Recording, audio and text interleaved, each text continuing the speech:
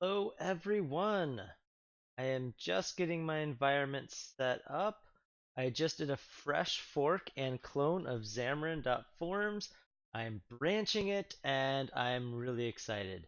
Um, Over the past little while, I've been playing a lot with trying to do custom fonts and customizing my Xamarin.Forms app, and I realized I don't like the way it works. It's a bit more complicated than it should be, and I want to simplify it.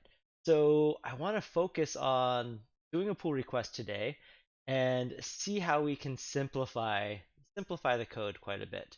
I want to look at the docs, and we'll bring up the docs and look over it so I can show what I mean and what I'd like to do. But yeah, I just want to make it better. So, for those of you who are just tuning in for the first time, feel free to ask questions, interrupt me at any point, and give me ideas, give me feedback. I'm coming up with this API. I haven't really looked at the Xamarin.Forms code yet that goes with it. So this is going to be very raw, very unedited. I have some ideas just because I see how I use it, so I kind of understand how it's implemented, but I just want to make it nicer and a little bit more uniform. So it's truly cross-platform, not doing on platforms. Um, all right, so let's just bring up the source code here. Let's bring up some documentation. Switch my screen. How's everyone's day going? Everyone's day going. It's Friday. Super exciting. Everyone loves Fridays, right? Let's do Xamarin Forms custom fonts. Silent bunch today, I see. Okay, only a few of you are in here, so I get it. All right, so let's go to fonts in Xamarin.Forms. There's a couple different docs on this, third-party ones and the Microsoft one. Custom fonts. Yes, this has custom fonts in it. All right, so a couple things that I want to do. How's the font size on? There we go. We'll zoom in anyway. All right, so there's a couple different things I'd like to do with fonts today. One is I want to make sure that using custom fonts is really, really simple. Right now, you'll notice even the docs say, hey, do device.runtime. If you're on iOS, do this, else do other things. And if you're on Android, do this. And the names that go into here, that font name is not the same, even though it's the same exact font and you want the same thing. And then you go to UWP, and again, we have this crazy what's going on here. So I think we can do some magic in here. And I understand that the platforms are different and they work different, but if I can do something to make it easier to consume, even if it's harder for me, to me it's worth it. So I really want to, yeah, I don't want to have to do all this. That's a great, hold on 1 second, my phone is ringing.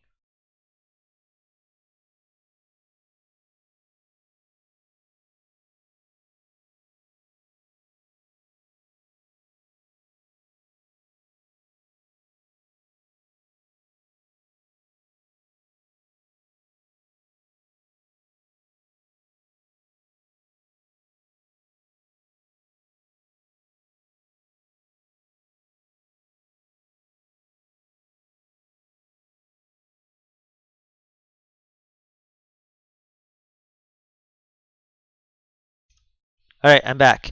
Um, can you guys hear me? I just want to make sure my audio is fine. I just looked, I didn't have my mic out. Can you guys hear me? Mic check, anyone?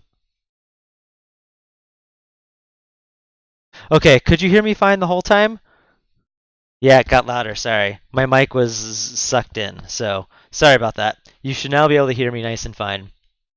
Don't know why I had that zoomed in there. Sorry, that was my wife calling. She is delivering a present to me during the stream, and she couldn't pick it up because I ordered something on Best Buy and they didn't have her added to it.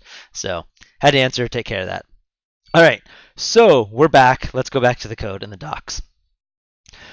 So right now, looking at the way this works with this on-platform stuff, I just want to avoid that. And looking at it, these fonts kind of work the same. You'll notice that if this matches and this matches, this one's a little trickier. We might be able to do something fancy for UWP, but I think we can do some pattern matching stuff to where we do a fallback. So if you have this full thing in here, it'll try that. If it can't find that, we can probably, or just do some little magic and try and hunting for it. The other thing I want to do is change the way we add these things. If you look at how to add it, does it tell you in this? I don't know if it tells you in this how to add it. Okay, so in Windows Forms, we have to add the fonts into here, or UWP. In Android, we have to add the fonts to a build action in the assets. And then in iOS, you have to add it to your bundle resources and add it to the info.plist. That's a lot of work. I think we can do better. I think that we might. What I'd like to do, an end goal, maybe we'll get this done today, maybe we won't. I would like to have this added into, just add it in my .NET Standard project. We'll just add it and just maybe we'll probably have to do something to register it with the OS so it knows how to handle it, or to register it with Forms, I mean, not the OS. And then we can probably do some magic in Forms in the back end to put it where it needs to be, load it in, and so you won't have to deal with this stuff. So if we have time, maybe we'll get to that. The other thing that I want to do with fonts is the sizing. So we have all these named sizes, and these named sizes are great, especially on Android. If you deal with the accessibility stuff, it moves and adjusts and everything gets nice and fancy, but it doesn't on iOS. And I think it's what 40% of people have their iOS devices set with accessibility, so the fonts are bigger. iOS will not use that yet. So it'd be nice if we can build. I don't know if UWP handles it, but I think it does because it just uses the device scaling. So I think it'll be fine there. But I know Android uses the SP instead of points, which lets it auto scale. So we just need to fix iOS, and that's a pretty easy one to do. So maybe we'll prioritize that ahead of the .NET Standard stuff. All right. So we've now seen the ugly API and what exists. We know what our goal is. Our goal is going to be to make it to where we don't have to do this. Now, if you want separate fonts per platform, you'll still need to do this. I'm okay with that. That makes perfect sense to me. Now, as far as if you're trying to use the same font, I shouldn't have to do on platform. So we know what our goal is. We know where we're headed. So let's jump in and start going. I just did a fresh clone of the repo. I forked it and did a clone, reopened it. I'm going to create a new branch. I just want to make sure I'm on the right forms one. Yeah, Clancy Forms, perfect. Not the master one. Let's create a new branch, and we're going to call this. We'll just call it custom fonts. All right, create new branch. Yes. All right, and again, feel free, ask questions. If there's something you want me to explain or you have some ideas on how to do this, let me know. Because I'm digging in. The font stuff was done after I stopped working on the project, so I actually don't know how all this font stuff works. I'm pretty sure most of it happens at the renderer level, so hopefully we can do something for font lookups. Maybe we'll have to add a new class, something to handle fonts, so we can do it uniformly. But I know inside the platforms for like iOS and renderers, let's look at label. Label would be a great example of what uses fonts.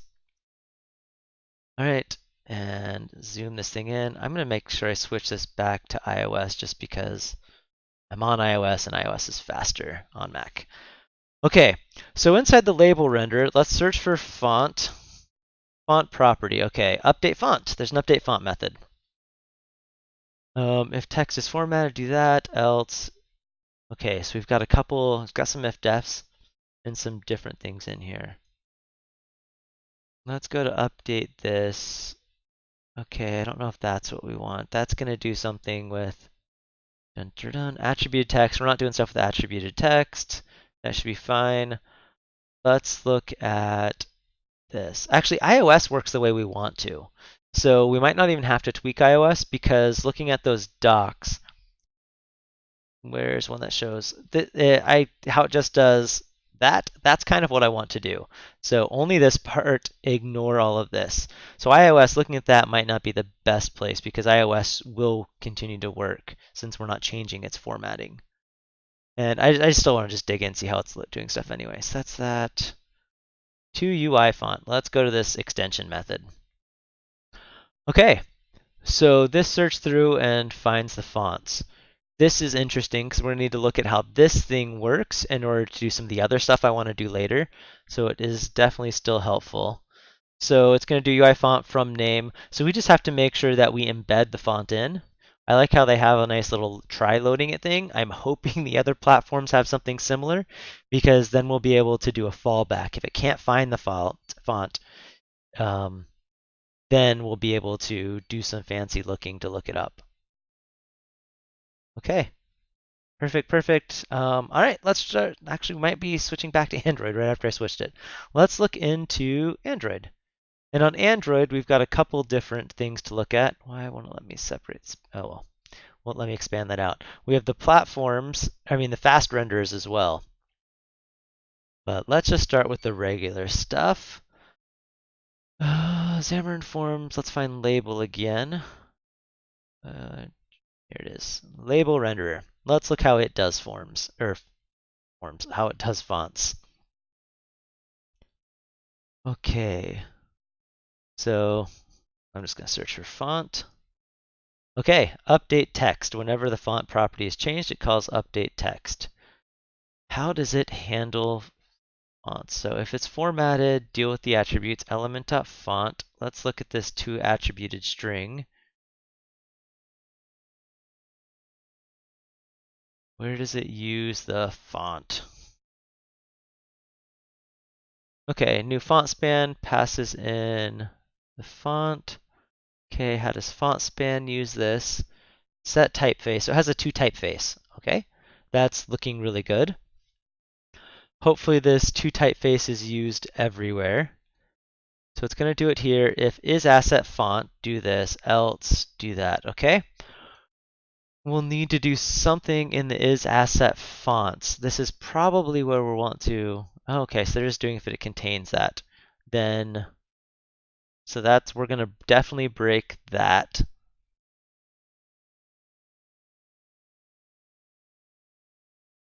Okay, so where all is this used? Find references.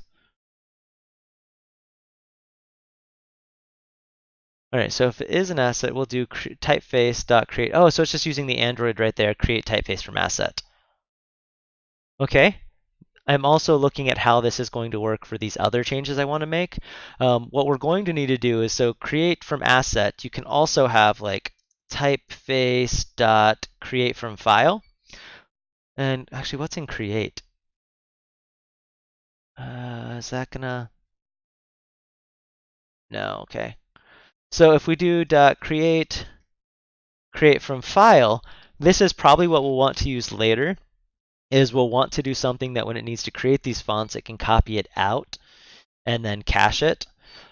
Unfortunately, we can't just say create from data, like a stream or byte array. I know we can on iOS. I'm not sure what UWP has, so that'll be useful when we do a thing to look this up. So instead of just saying if it exists as an asset family, okay, we'll do that. Else do this. I wonder if we can do something. I wonder if this will tell us if it fails.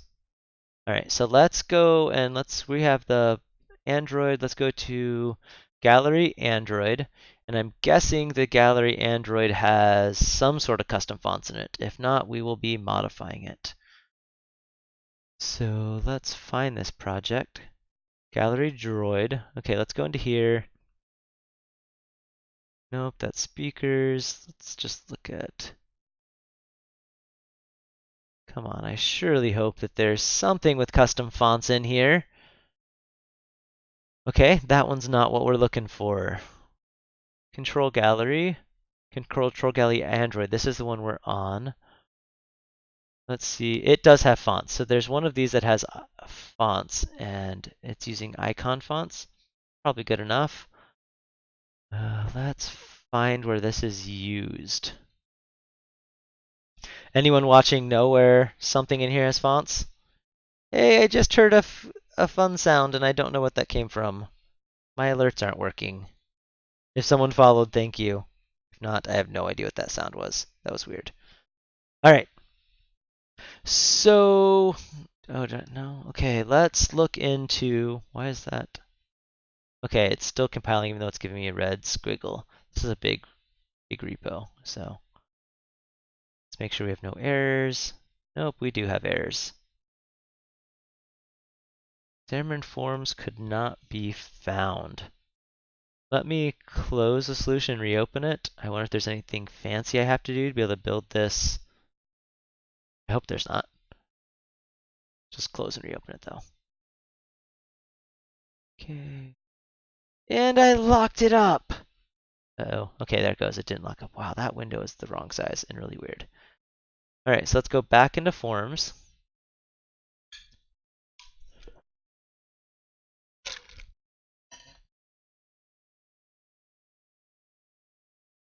Okay, here we go. Let's see if we can build and run this time. Emulator's up. Build and run. Wonder if we have to build some of the form stuff first, like do a build all first, but you'd hope it could do stuff in order. And we might be adding a custom font into this to test it. Another one. Build, build, build. All right, well that's going. Let's go download one of these fonts that they're talking about. So let's go grab Lobster. That way it's nice and different, and we can tell for sure what it looks like. Well, that's building. Or we can, wow, look at cute font. Let's do cute font. I have no idea what that is. Let's do it. All right, font family selected. It's a nice one. Let's download it. Download font. Cute font. Get that extracted out. I'm going to copy this to a folder we can use. Go here. Stream. Cute font. All right, cute font's been copied into our live stream folder, so we'll be able to access that. It is building now. I think after it had built like the XAML things like that, I had to restart so that way they loaded, I'm guessing, since it's using those in the following build tasks. Fun stuff. All right. Build, build. Okay, so while that's going, this font, we'll copy that in. I don't want to edit those projects yet. It's kind of chicken and egg. What do we work on? Being able to do load fonts from anywhere or doing all the fancy stuff to clean them up? Because now that I'm going to add that to test it, I'm going to have to add it to all the fun stuff. All right, control gallery. We have this, we have forms controls. So inside of here, this gallery's getting huge. What do we have in here for fonts? Everything is issues. Lots of issues. Maybe we'll just create a new page and set it as the default. All right. Oh, font. Font image gallery. Oh, that's font images. That's not exact. It is doing this. So, yeah. We might be able to use this one. That should work. Wait, that's interesting. On this one, it doesn't specify past that like it showed in the docs. So let's look. We'll use the font image source gallery. That'll be our. Okay, let's see if it's building. No, it stopped building. Errors. All right, so forms core.net net standard core could not be found. So let's build the core first. I think that's what I have to do. Where's the core? Xamarin.Forms build. Let's build this, and then I think it's probably manually referencing it. It's been so long since I've tried building forms. Build this. We'll build Android manually as well.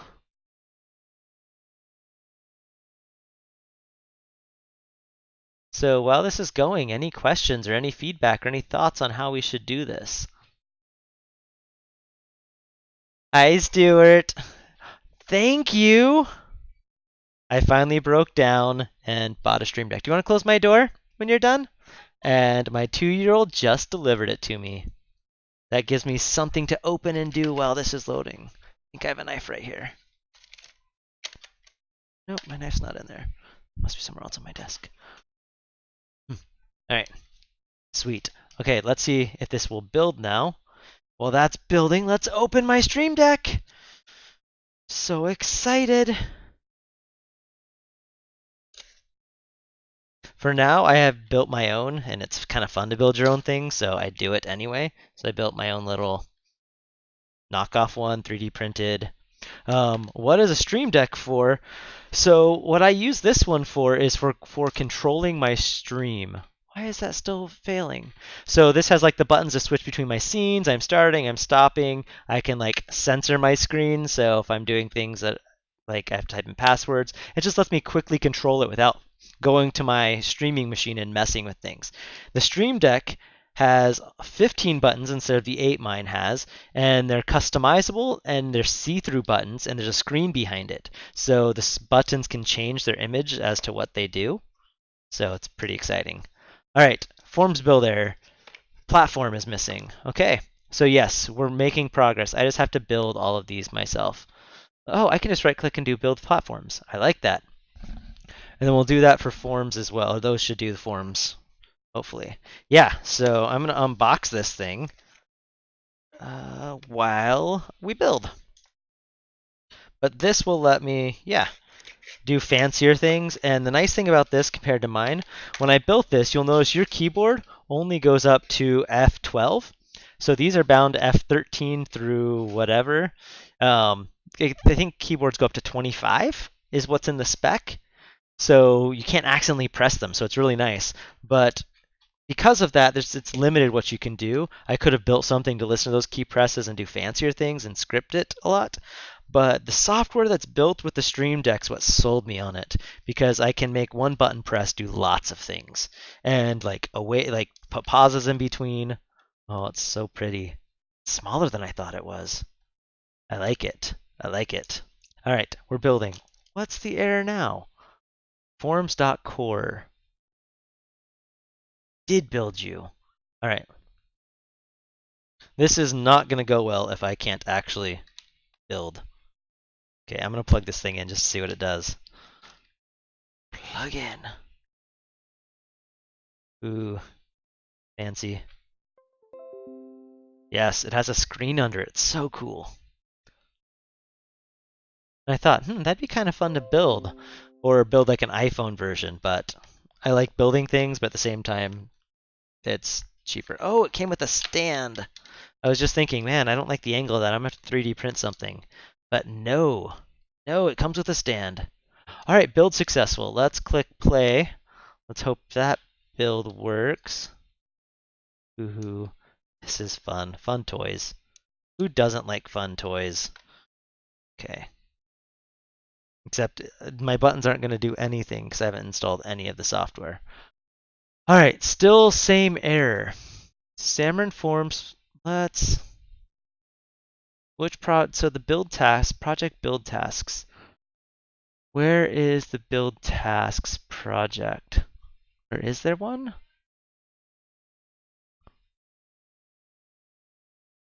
All right, I might be pinging the Xamarin.Forms team and asking how to do this.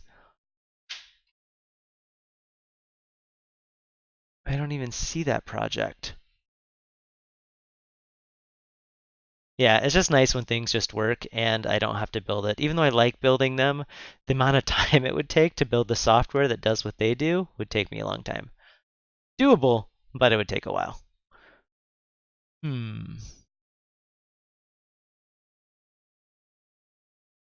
won't this let me make it any bigger? Oh, now it goes. I just have to go smaller first. Does anyone know where that project is? So live.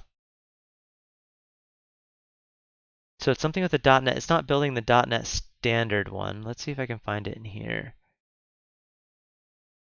So what if I go to, let's just set the platform or core. Okay, so core is what's missing. So Xamarin.Forms, just go to Xamarin.Forms core. What's the configuration that it's trying to build? Okay. So when we're in our configuration, I can't believe I'm debugging the configurations. So not cool. All right, so in this one, Xamarin.Forms core builds debug. And It is a .NET Standard library, I think, so that should exist. All right, well, let's just reveal in Finder, and let's, wow, lots of extra things I don't want. All right, so we'll go into the bin, debug, oh, this is looking for 1.0, and this is 2.0. Well, something's wrong with the build setup. I know most of the team builds Xamarin.Forms from Windows, not Mac, but this should work in Mac. Can't believe I'm spending my time debugging. Let me just try the Control Gallery iOS and see if it works. Maybe it will reference things differently and force things to build the right way. Okay, so not cool. All right, I'm going to try something really lame because I don't want to be fixing this, and I will file a bug and make them fix it later. We are going to copy and paste it. No. All right, and now it is looking for 1.0. I know that's technically wrong, and it's probably not going to work, but I'm going to try it anyway. Hey, one error went away. Now it's missing platform. Same thing under platform. Is anyone from the Xamarin.Forms team watching? What is going on here? Or is there anyone from Xamarin watching that can ping the Xamarin.Forms team and ask them what is going on here? Okay, so we also need to do platform. Oh, I saw platform. There is platform. Bin.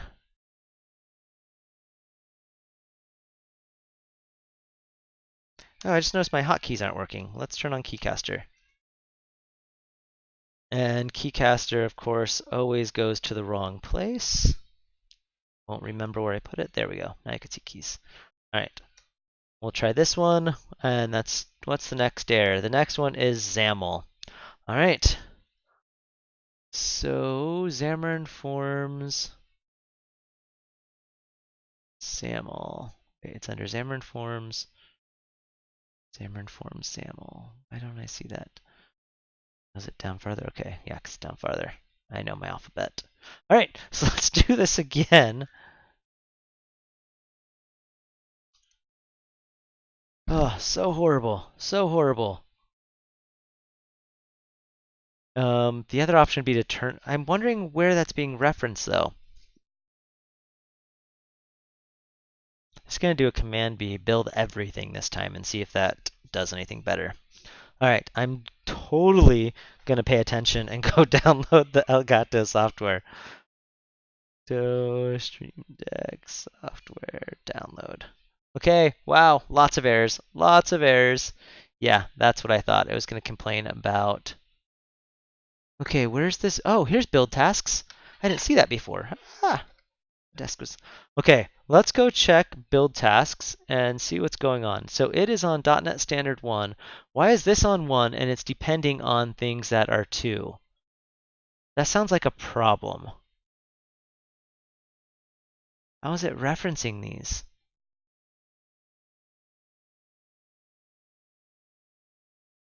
Okay, what happens if we convert this to a .NET Standard 2 build?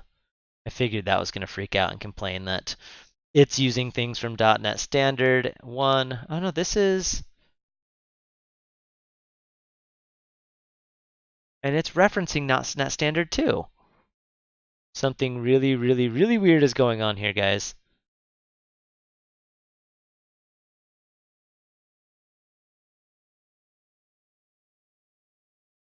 I am utterly confused. Oh, come on, this window's acting up again. Okay, library.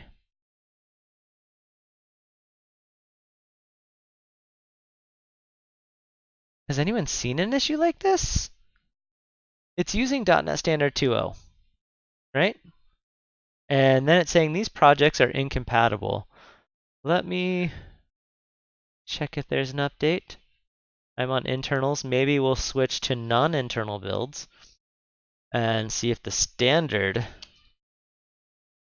Visual Studio will work. Okay, I just opened up Visual Studio and it's not happy about that. Okay, let's try switching because that's weird. Yes, I don't want to give you feedback right now. Okay, close this. This is the one I want. Open. Oh, look, that's using it right. Am I on the right one? About. Okay, I think I'm on the right one.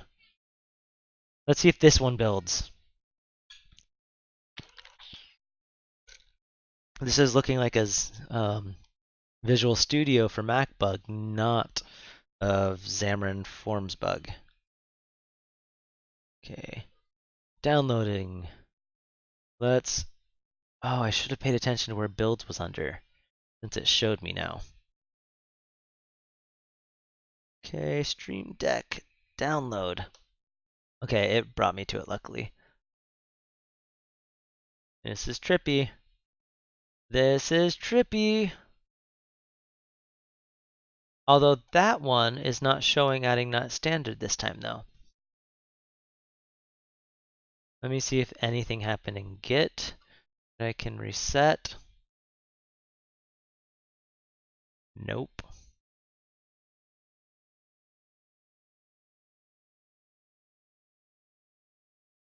Incompatible target.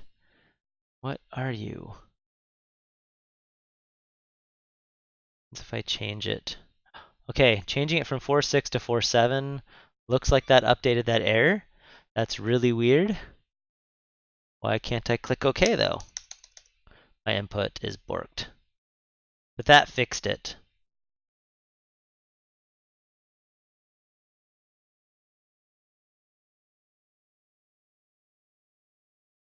That over.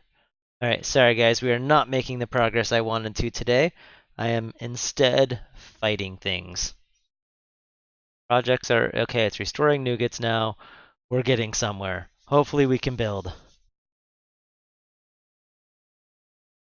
Okay, I'm accepting their license agreement, installing the Stream Deck software.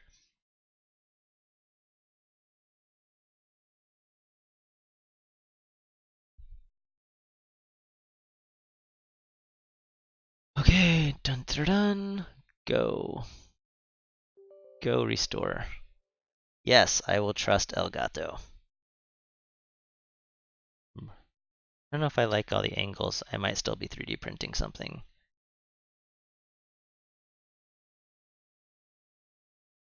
See, maybe that, hey, it's doing something. It tells me welcome. So exciting. Project is still restoring. Let's look at our package console.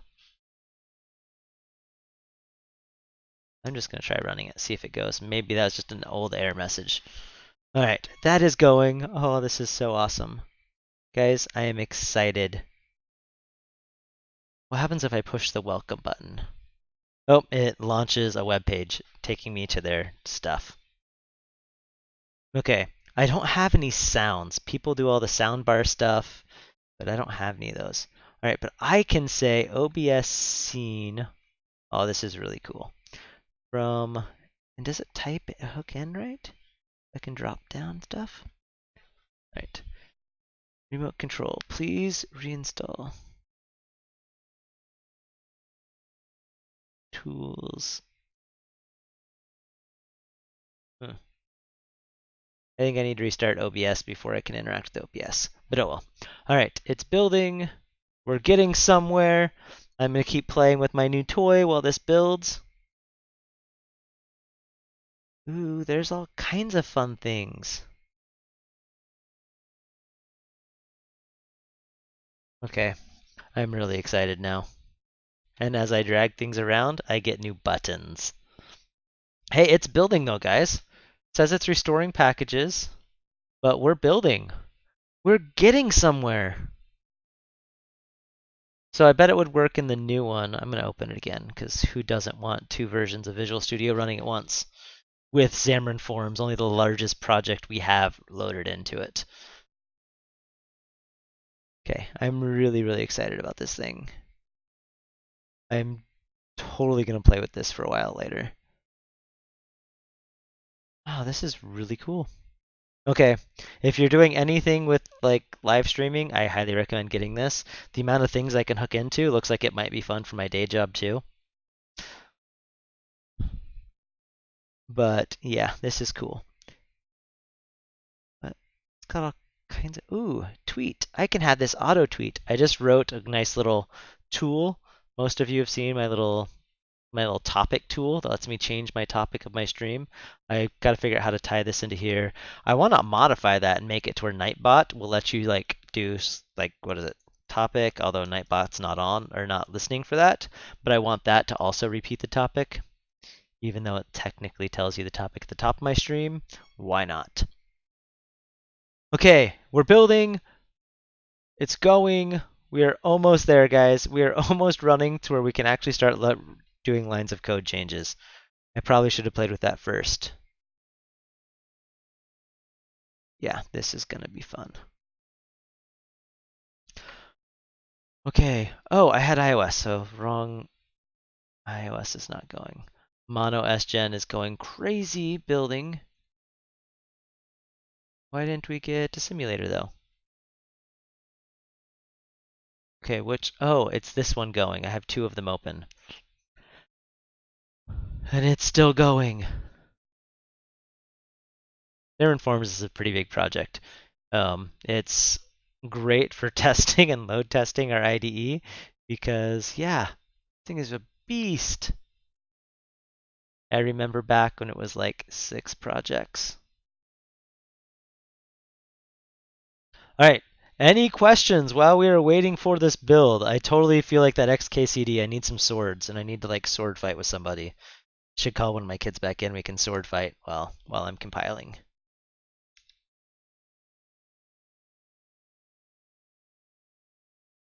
Go compile. No questions? Anything you guys want to talk about while we compile? Do I keep playing with my stream deck since you guys don't want to talk to me? I don't know if my feelings should be hurt or not.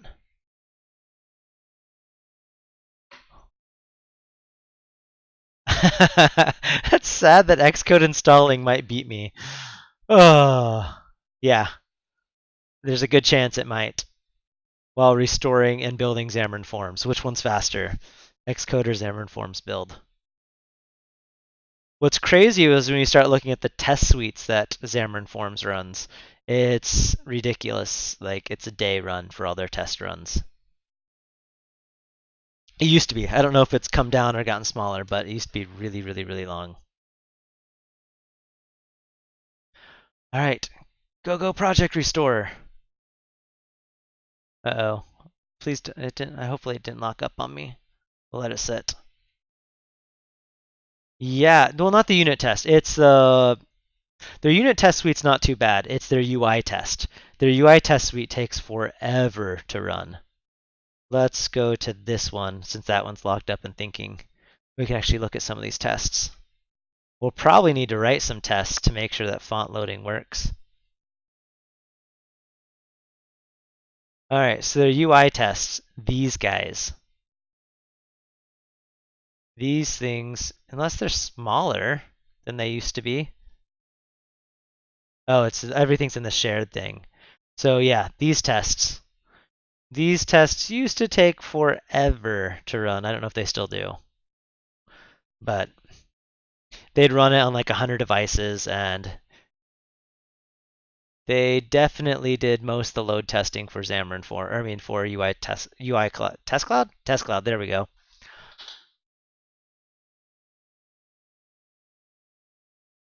Okay.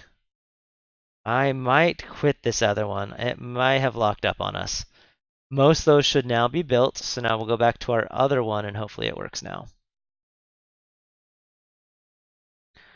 I hope that changing that build tasks to...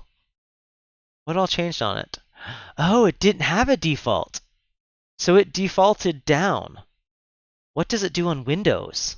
I'm going to get it cloning on another machine, and we'll probably remote into that machine so we can share that one as well. Let's get it cloned. Well, that's interesting. That alone is a fix I can commit. Let it build by default on Xamarin or VS for Mac. Okay, build error. Xamarin's field does not have a target. Alright, so it's not the core. Ah, the build task lives under XAML. Alright, dependencies, NuGet.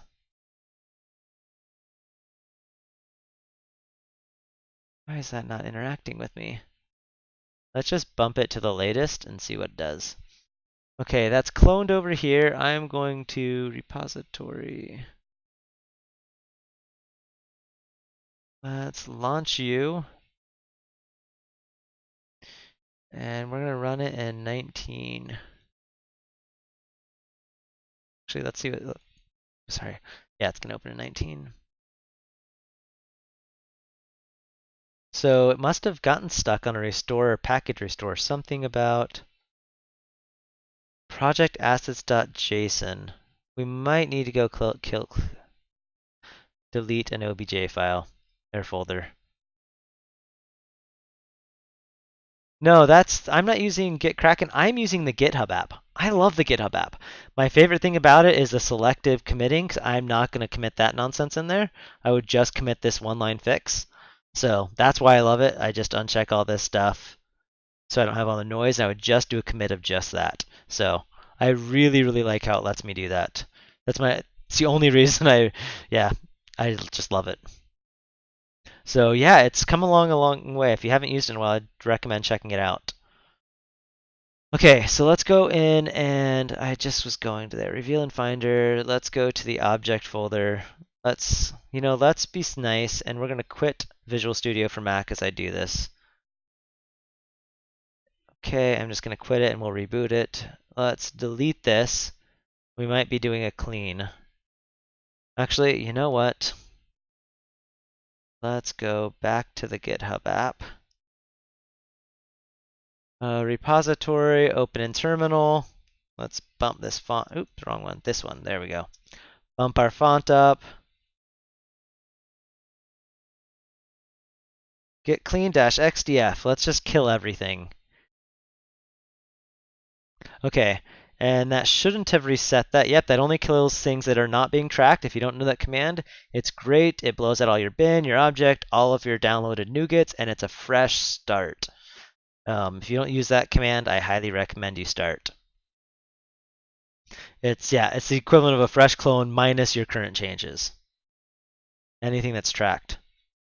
Yes, that could easily be a Stream Deck button, except my Stream Deck's hooked to a different machine than I'm working on. So it's all right. Now I have two. I can make that be one of these. Okay, so now let's build and hope the Android platform builds. Still restoring packages.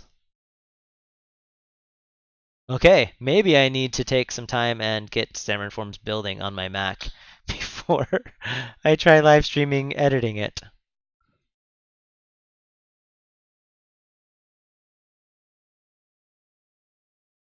Okay, go. It's building. We're getting somewhere, guys.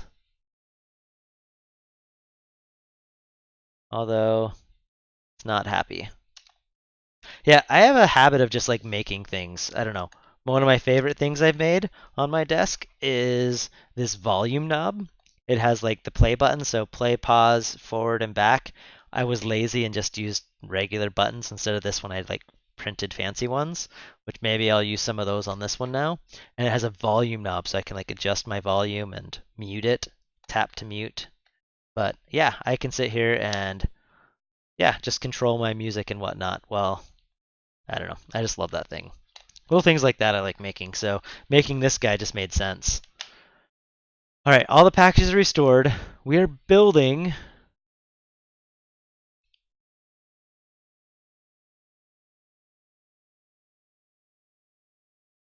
Let's go. And yes, I'm actually listening to music while I stream because no, you guys don't want to hear my music, I was told.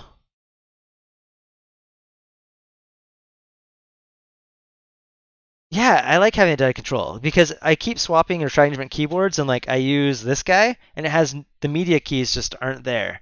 Oh, they are. They're over here. They're in a weird spot. And so when I switched this keyboard, I couldn't actually do it. And so having that keyboard just, yeah. And then I have a mechanical keyboard I pull out and use sometimes, and it doesn't have those keys. So always having my music controls are nice. And just like quickly mute. All right, we're building still. So, Corrado, did you beat me? Is your Xcode installed?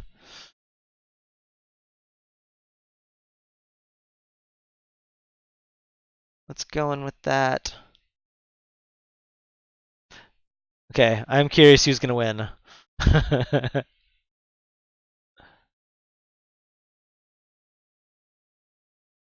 Oh, this is insane.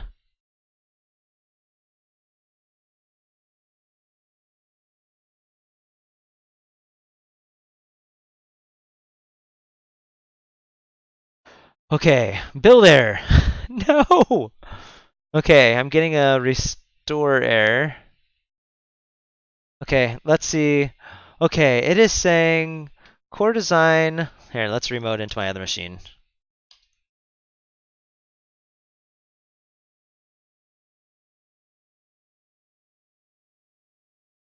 And I'm going to adjust this thing. Oh, I can't adjust it yet. So it's telling me, and I can't see chat when I'm here, so I'm going to try my best to not lose track of chat. All right. So C# Xamarin Design is targeting 4.7, which is not installed on this machine. Download install 4.7. All right. So I'm guessing this one uses 4.7 too. We'll know in a second. All right. So let's do this. Let me fix this scaling. Oh, I'm gonna have to manually install that? That is awesome. Okay, so I thought it would be nice and download it for me. Actually, let me scroll this over.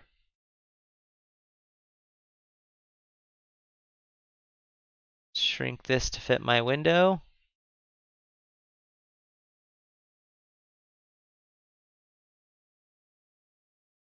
Two desktops. Who doesn't want two desktops when they work? All right, now I'll be able to see my, hold on, adjust this out. Okay, no, that's .NET Core SDK. I didn't even download the right thing. So it wants me to have .NET 4.7. Okay, dual scroll bars are not cool. This is horrible. Okay, 4.7. So let's just download the developer pack.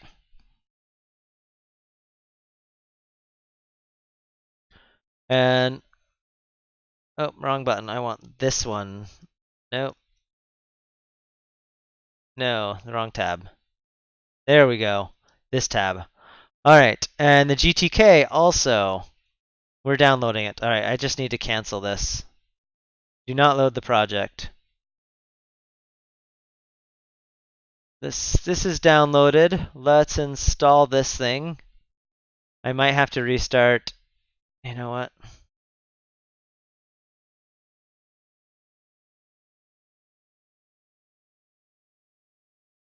Oh, I didn't want to change all this. That's all right. We'll just change them all, and then we'll reset it all. So everything's on 4.7.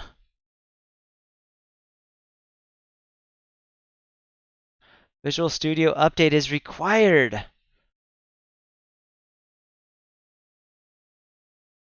Okay, that's done. So now we should be able to restart Visual Studio. Okay, nested scroll bars again.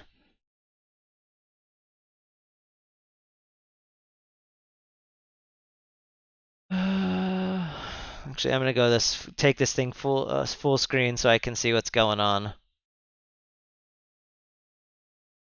Okay, Xamarin.Forms is almost done loading here. Oh, it closed. Okay, so now let's try launching that again.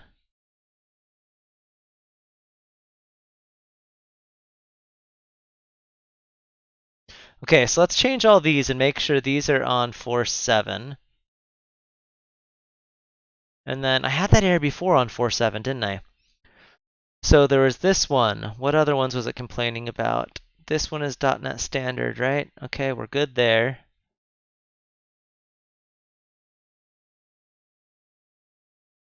Let's just check all these that I think we're going to need. Most of these are .NET Standard. I wonder why the build task is not. It could be Visual Studio doesn't use them.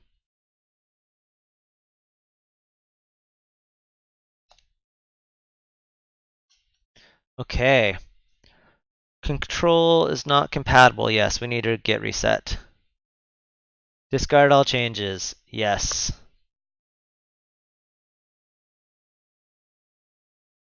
Clicked OK too many times. Okay, reload all. Let's see what it does this time.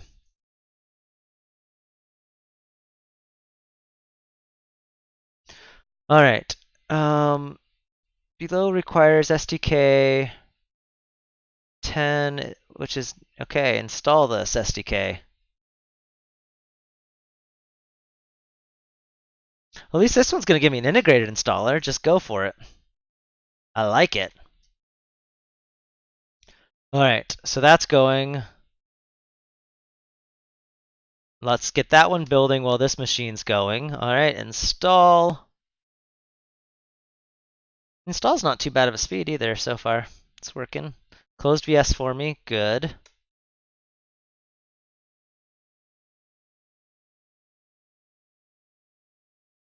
Hey, build started. Restoring packages. It's all right. We're only an hour in and we still haven't built Xamarin.Forms yet. No problem. All right, it'll be nice to get this commit in there so that way if any of you guys try working on this on a Mac, it'll just work.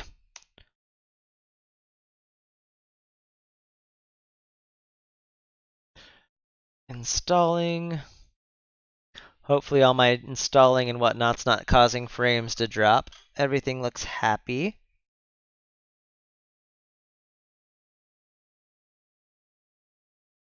Okay, this one's going.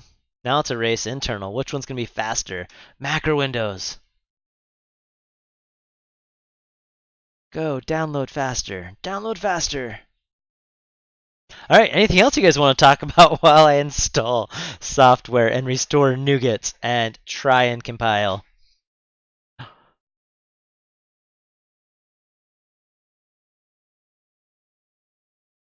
No errors yet. No errors. We're doing good.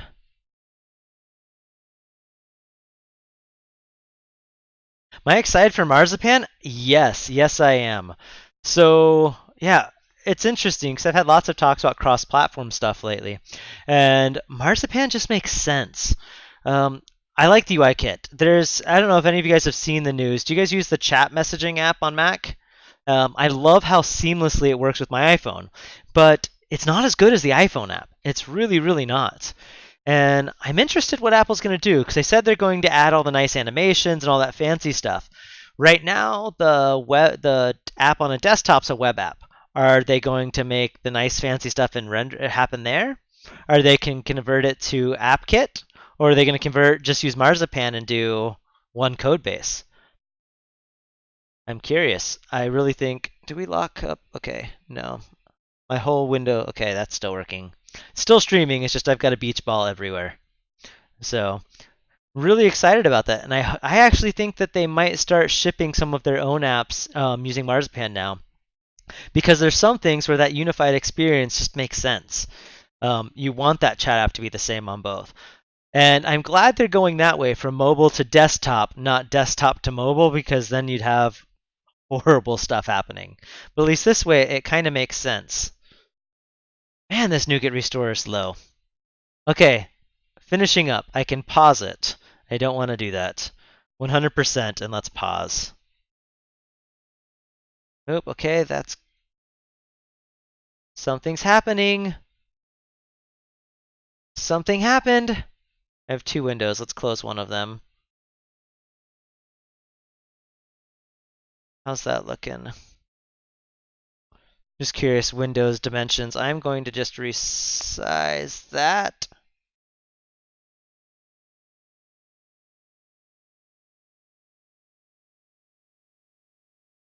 Okay, that is now the correct size. What is not compatible with 4.7?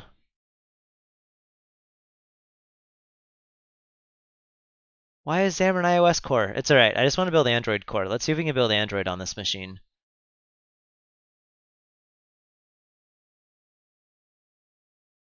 It's funny how it's defaulting to iPhone on this one where it defaulted to Android on Mac. Alright, so let's just say, can we build this guy? Put this on ARM. And let's click start and see what happens. I have errors. Those errors might not matter though. What? What solution property? Okay.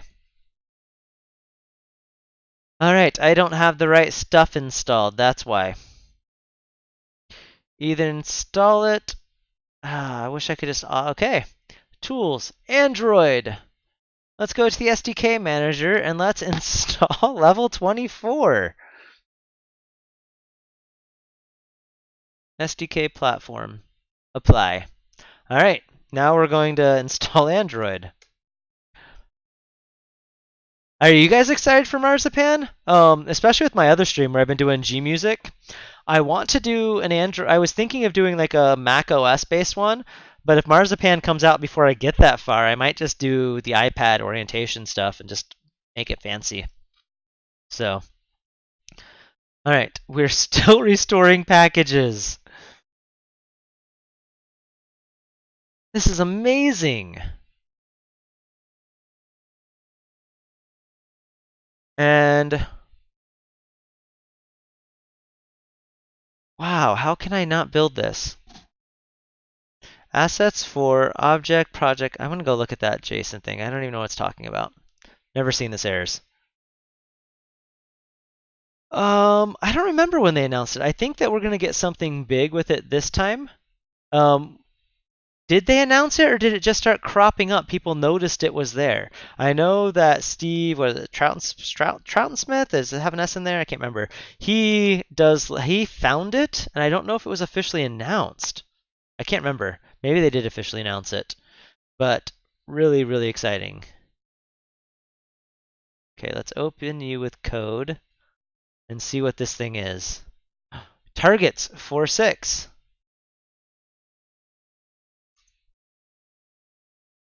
Oh, they did announce it? I couldn't remember. Okay, let's see if me doing that change just fixes this. I should not be manually changing something inside an object folder. Although the NuGets are already restored, aren't they? It was this get info one. Okay, it was public announced, no public SDK. I know if you go follow what Steve was doing, he shows how to build your own apps and use them in Marzipan. The biggest thing with it is the signing. You had to go and turn off, what's that? Can't remember what setting it is. You have to turn something off at the BIOS level to allow you to load them without being signed by Apple. And you need entitlements that only Apple has right now and has not released. So, all right. This is crazy. Maybe I need to remove that get info and re-add it. Ensure that restore has run and that you include not 4.7 in the target frameworks for your project. This is just craziness.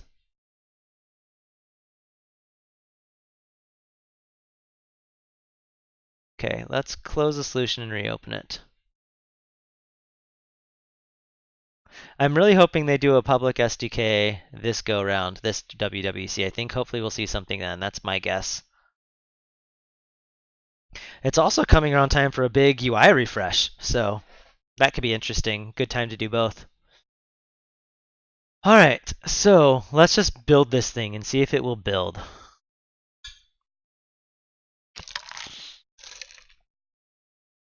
So, Corrado, do you want to ask in the forums channel if there's something I'm missing to build this? Because this is insane. Okay, let's check how our Android SDK is going. Android's installed. All right, so let's build this again. More build errors. this. Could not find page gallery.droid. Okay. Some of those are going away. Build errors.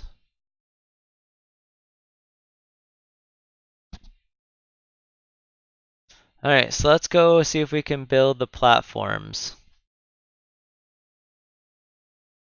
Platforms has some errors.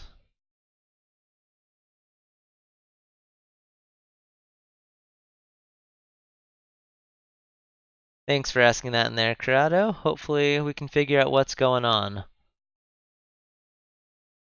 Forms view group is not found. Yeah, I can't build on either platform. This is crazy. Alright, let's see if we can build the core. Let's start there.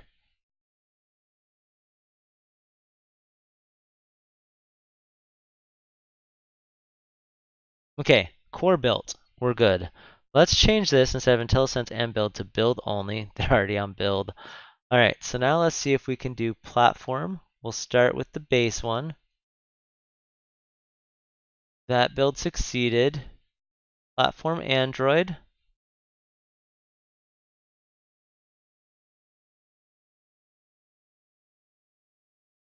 Okay, that build succeeded. We're getting somewhere here. Just build the whole platform thing. Alright, so now that's just the page gallery. So now we might be able to build that. Let's build the core one. See how we're doing here. Hey, that's different errors. Very, very different errors.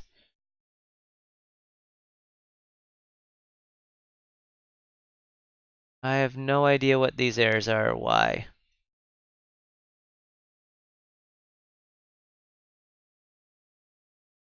Build, clean all.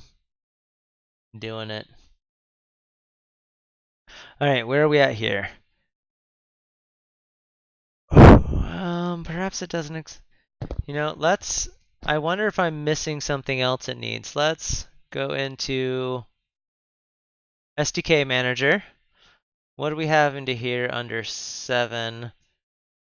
Shouldn't need to do anything aside from the platform. I have no updates it's asking for. Do I need the NDK for this?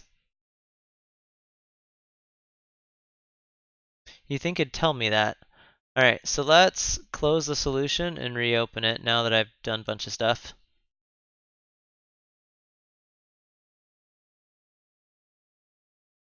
Okay, let's let that go. So let's go see if we can build forms. Alright, this is up, so let's see if we can now build the pages gallery.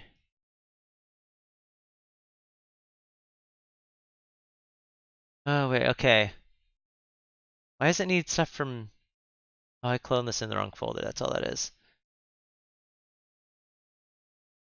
Xamarin.Forms controls needs build.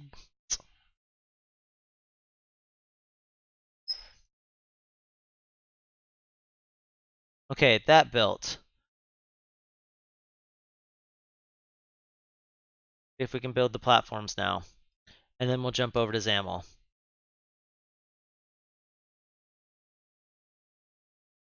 Let's build this.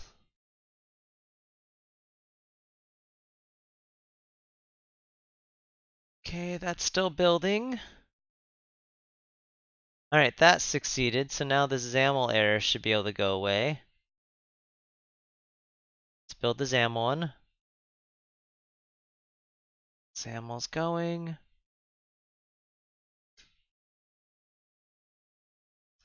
Wait, did that? Okay, that's in the right spot still.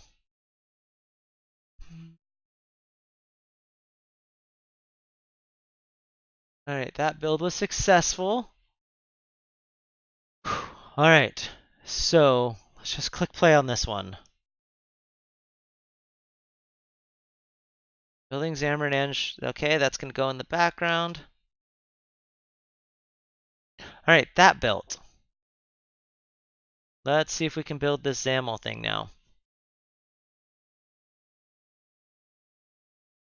No. So why does this have not standard for and... Did I cause that when I changed that? That looks right. All these are there. This assembly.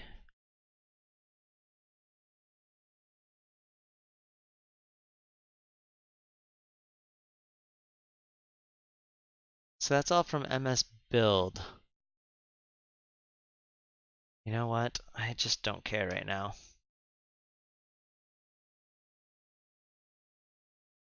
I just want this to build.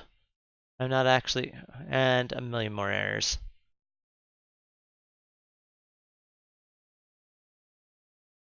What is going on with this? Yeah, it's having an issue with referencing. Something's wrong.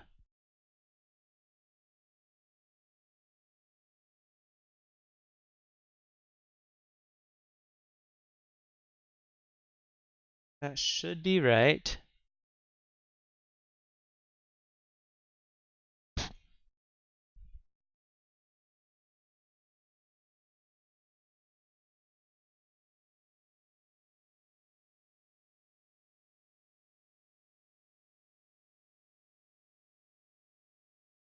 This is just crazy. Also, I kind of want to do a pull request just to fix this. Like, who uses that syntax anymore? All right, that restore, now this looks totally different. Now I have my restore error again.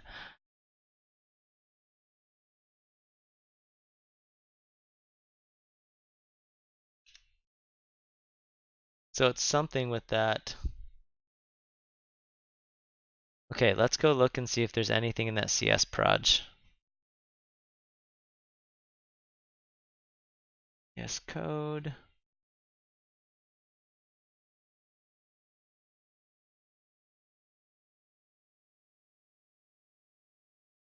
Yeah, the only thing that's telling it the condition is that one.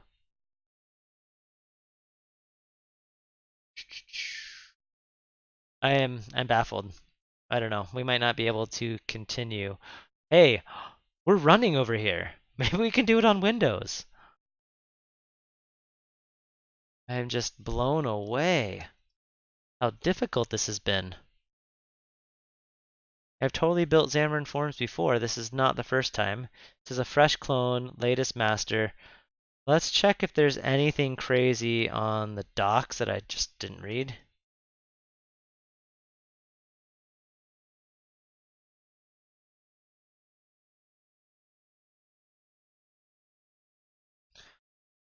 All right, so build status failed. That helps me feel better. All right, Windows, Mac.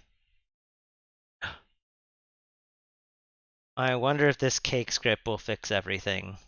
Now I'm going to feel really stupid if there is.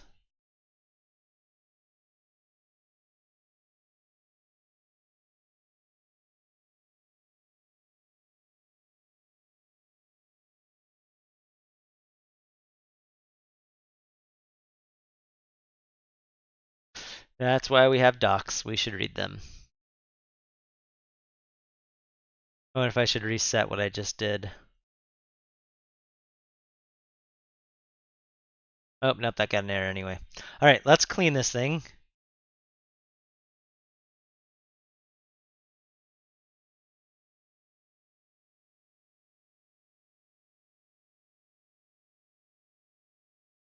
We're resetting this puppy back to discard all changes.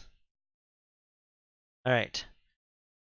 Oh, wait, not that one. I want to do this one. We're going to run this one first.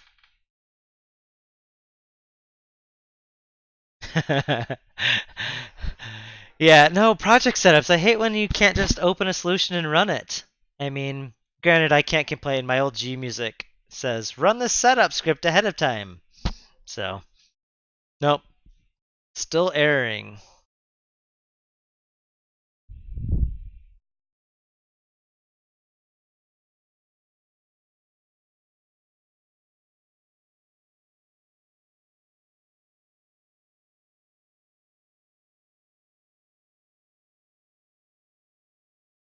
But the other command though builds. Whoa, what just happened? Specifically builds. Let's run this one. All right, that built. That's the one that we were having issues with. So I'm just going to close all this and hope we're working now. Just works on Windows. That's kind of sad. All right. That one's a better one. Let's run this. 1 hour in and we're working. I hope. This is brutal. Beat me down. I was lame and didn't read the docs though. So some of that is totally on me.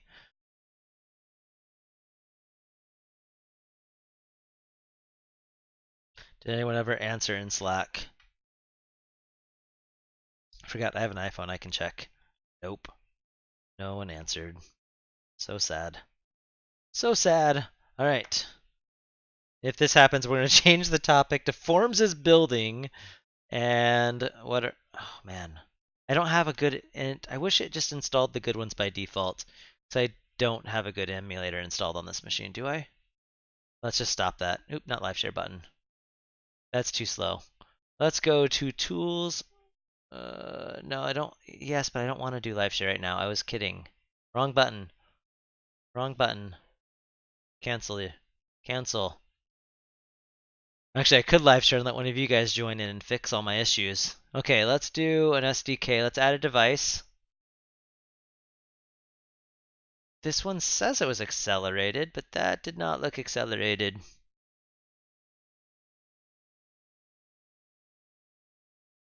Just click start on that. Oh, okay. All right. Where do I turn that thing on? I thought I had this on. Or I wonder if it's because I'm remoting in. A lot of times stuff turns off when you remote in. I have to restart, not doing this.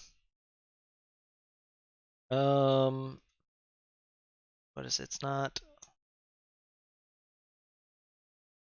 Here we go. Go to Hyper-V. Hyper-V's not even on. I thought I did reinstall Windows on this machine. I guess I missed it. And Windows Hypervisor Platform. It's gonna cause a restart, won't it?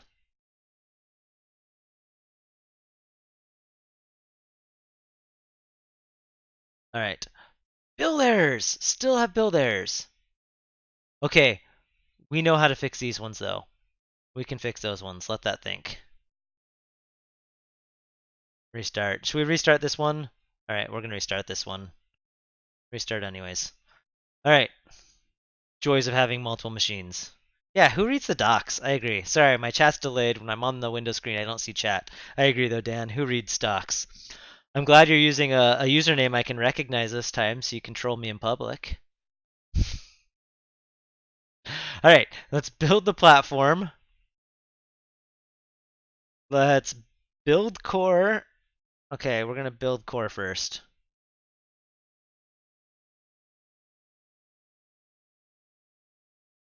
All right, core's built. Build platform.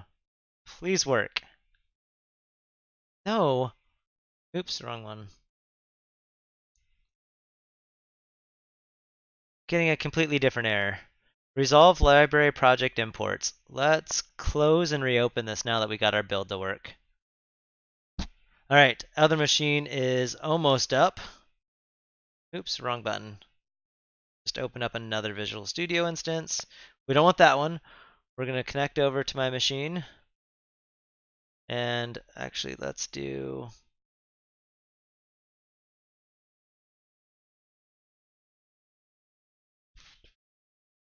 Now all of my game engines and everything's starting to close Discord. I don't want all you. Okay, Xamarin.Forms. No, I said close Discord. Open. Problem with rebooting. You get everything. Okay, Xamarin.Forms. Let's launch that one. The whole beast of a project. Okay, package is restored. Build. Nope, you're not ready yet. Are you ready yet? Which IDE is going to be ready first? Why did I lose all my... Okay, this one's up, this one's up. Let's do Android device, oh, not monitor, wrong one. Android device manager. This one's up, this one's up. Not ready yet. All right, so let's start this one. I just did. I just did.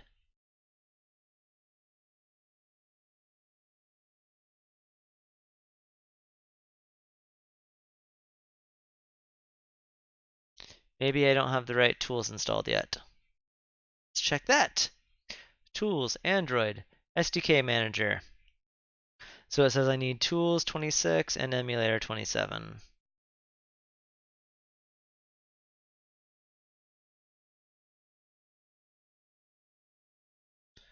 Okay, tools. I have that one.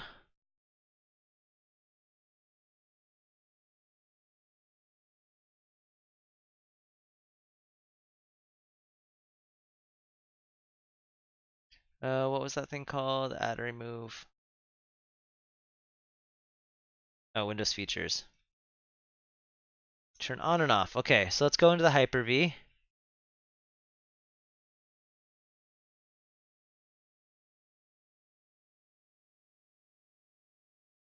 What am I missing on that?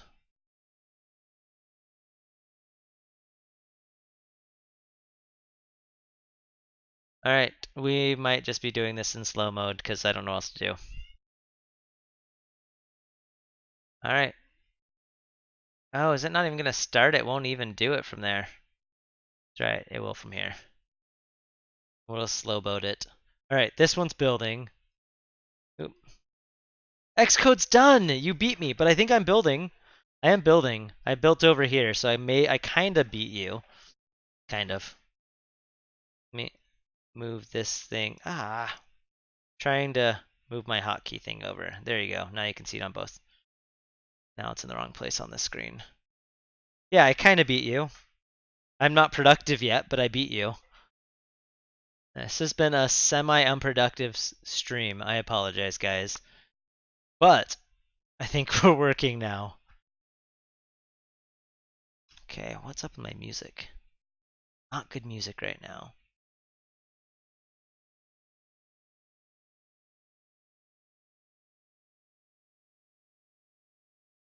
Okay, build.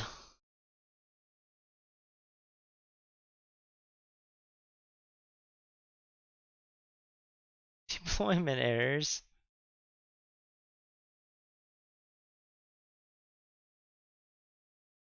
That's all iOS. We're not even trying to build iOS though.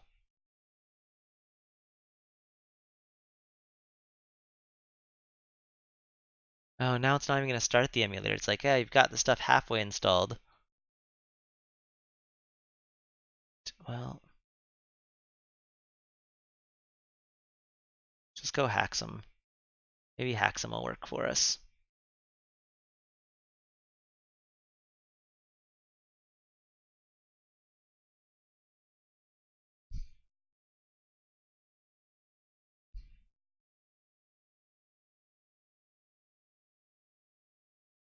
Factory reset.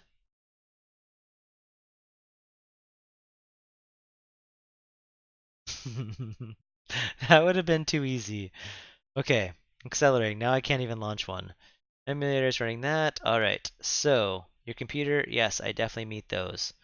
I already have it on in the BIOS, or else it wouldn't have let me. Good question. I'm definitely on an updated build.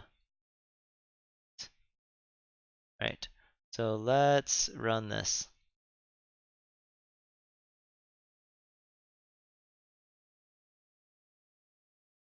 Hyper-V requirements. VS monitor yes. Oh, it's turned off on the firmware right now. All right. Let's reboot this machine again.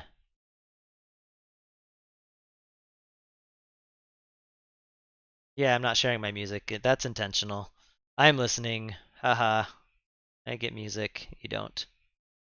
And my app crashed. Okay, oh, switch my keyboard over. I didn't do it fast enough. I'm not gonna be able to get into the BIOS.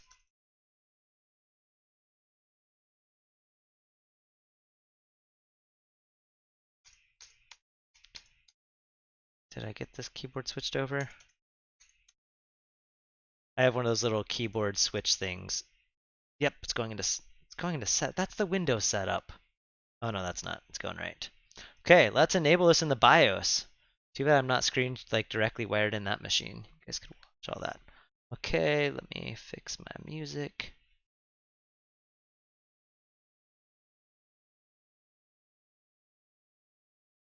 Okay. Okay, so where's it at in here? There is a setting in advanced mode.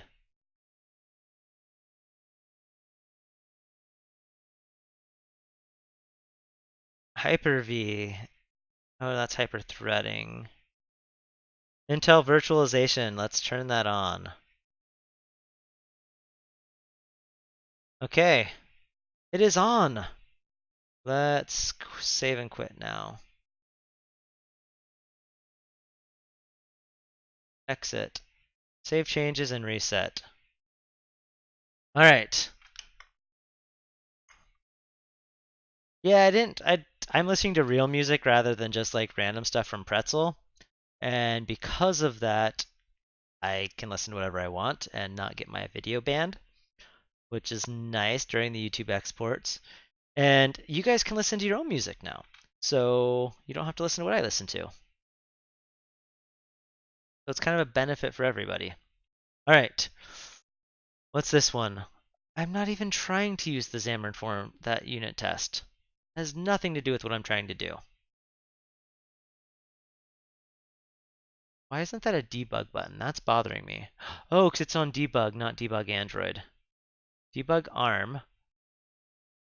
That still should be a build, not a...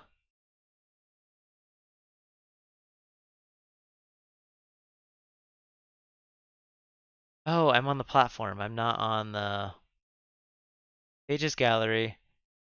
There we go. Now it's a play button.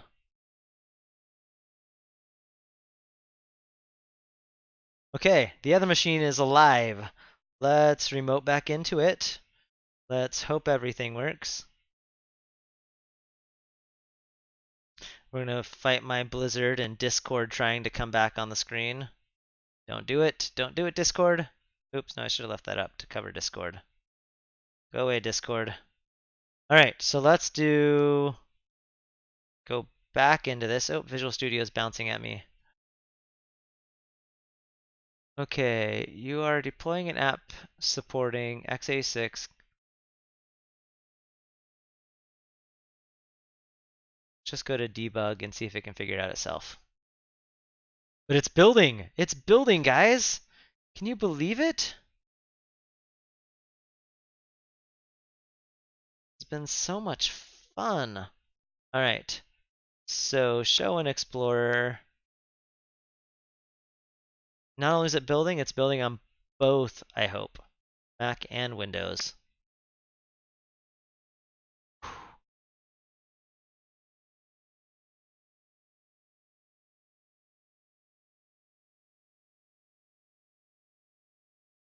Alright, let's go change these settings.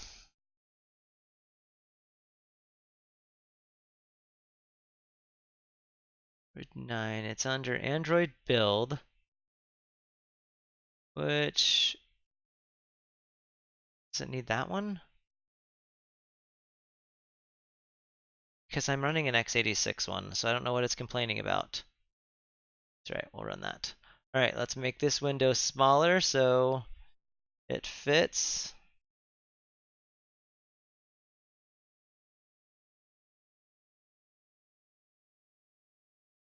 I have hotkeys to do this on my Mac, but not on my Windows machine. Alright, tools, Android.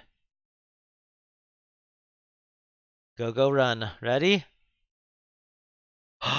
It's launching! We've done it, guys. We have a fast emulator. Yeah, that's a lot faster. This is deploying.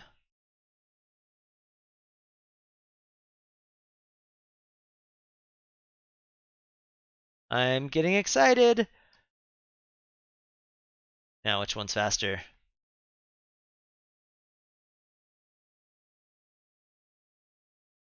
So let's change you back to Droid. Ooh, this one's fast. It did it. Now we're gonna switch you. Yeah, we'll just leave it on any. Okay. Now just to figure out how to. That's not the one I wanted. I wanted the control gallery. It's right. We're gonna add our own custom font, so we can just use this one. I'm okay with that. All right. So let's add some custom fonts, and then let's fix the way the custom fonts work. Super, super, super exciting. Actually, I am going to pause for a second and I will be right back and we will build these fonts. So now that we're building, everything's running, I'm going to take a really quick, like 30-second, 1 minute break. Be right back.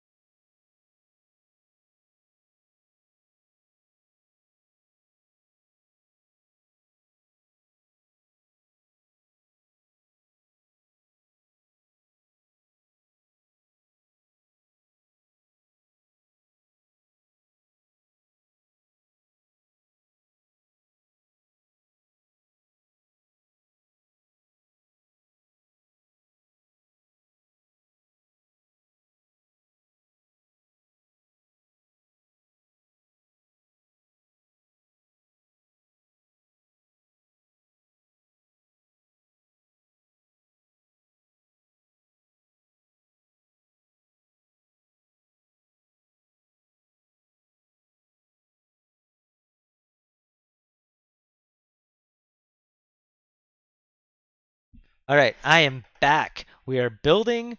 Let's add a custom font. We have our docs on this. Let's see if the Windows one. The Windows one deployed. We are good. All right, so we'll be able to do UWP stuff as well then. So that's nice. All right, so we're going to start. I wonder if we should. Yeah, we'll just add a custom font to this one. That I think is a great way to do this. Why is there two speaker page XAMLs? That's using an image cell, text cell. Okay, binding. All right. So let's go in and we'll just, this will be a great example for our fonts. We're gonna go grab our lobster or our cute font. That's what I did. I didn't do lobster, I did cute. So inside live stream, cute font. Let's grab this font and we are going to add it into our projects. So this is really lame how we have to do this. We have to go into the iOS resources. We can create a fonts folder or not. We can just drop it right in. So we're just going to drop it into the root. Copy there. All right, so we have our cute font. Now we have to go into the info.plist and edit this. Does it have the font stuff built right in? I wonder. Fonts. Icon file, dun, dun, dun, no fonts built in. All right, so close that. Let's just open this with VS Code. Reveal in Finder. We will go to code. All right, so inside of code. Now let's jump into our docs, and our docs will tell us what you had to add. Xamarin.Forms fonts. Use a custom font. iOS. Go you see this blog post. All right, so we'll go to this blog post. It should just have it right there. Like the snippet should be right there. Why send me to a blog post? All right, so the info.plist. Editing the font. Where's the snippet that I can just copy and paste?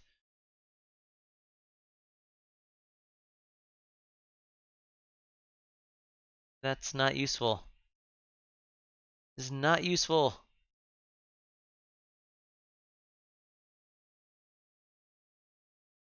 That's what I'm looking for. At least the Xamarin Help one helped. Thank you. You don't want font awesome? Which one's font awesome? I like cute. Cute's nice. Who doesn't like cute? How do I search in here? Search. Here's totally awesome. That looks way too much like Comic MS San or whatever. Is font awesome one of the images ones? I don't know. We're gonna go with cute. I have it downloaded. It's installed. All right.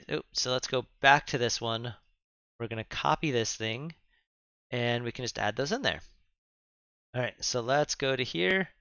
We're just going to add this at the bottom. And this is something I want to ditch. We can get rid of this. We don't need to do this nonsense. Is the dictionary at the top? Yeah, it is. So if I want to, yeah, we're probably going to ditch this during this stream. That's my goal, is let's get rid of this because this is ugly. All right, and so instead of that, we will call this, what's it called? It's called cute font. We just added it to resources. I did this differently in Gmusic. Let's see what I did in Gmusic, because I know I did it differently. Live stream, Gmusic, iOS, resources, info. Is that where the info.p list is? Oh no, it's right there. Okay. Oh no, that was the same thing. For some reason I thought I did it differently. All right, so we now have the font added. We can close that. Oh, let me save it. Save. Oh, I already did. Okay. So we have it saved. So now what we should be able to do, so that's iOS. Let's do Android. So we go to Assets. We do the same thing in copying it in. I linked them in rather than copying them in Gmusic, but we're just going to copy them because we're ditching this anyway. This is temporary. Okay, I don't know where this is. Reveal in Finder. Okay, live stream, cute font. Oh, that's all we need. Okay, let's copy this into the assets. We'll just copy it in for now. It's now an asset, and that should be good enough. All right, so we'll make sure this works in iOS because iOS is nice and easy, and we'll make sure it works in both. So font. Oh, can I do the text font on these image cells? Check.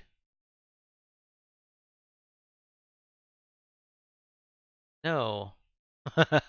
Okay, this might be a bad app to use because you can't just edit those. What else is there on this? So we have the event page. That's using a text cell. Actually, we can just make this our own cell. So on this event page, SAML, is that the one we're looking at? So let's launch this back. Do I need the TTF extension? Yes, I do in the info.p list. Let's double check. I did have it, didn't I? Oh, I did not. Thank you for telling me. Yes, I need that. So awesome catch. Awesome catch. All right, so let's go back to where we were here. We were looking at, all right, we're going to look and see the speakers page we're doing this on. Speakers page. So let's make sure we're there. This has this. Let's make this a view cell. Okay. This over.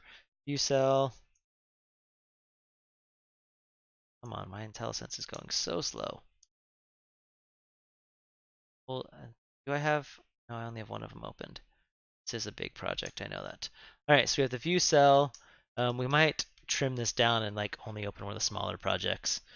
So view cell, we'll throw in a stack layout. Oops. Close that. Come on, format, that's really ugly.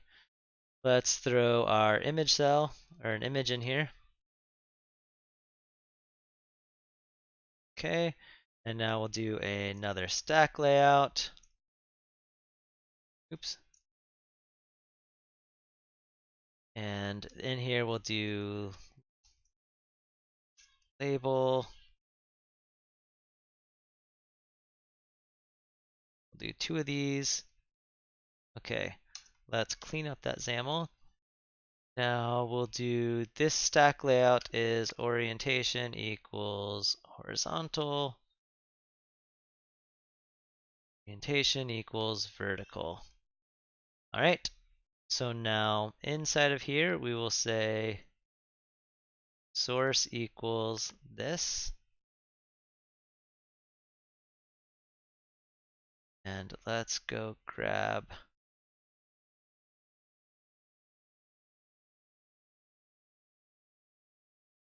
text, right? It is text, right? Okay. Now we can actually make sure I'm deleting the right stuff. We'll ditch that. Oh, I did have the quotes. Okay. Perfect. Let's run this and make sure it still works. And then we'll do fonts.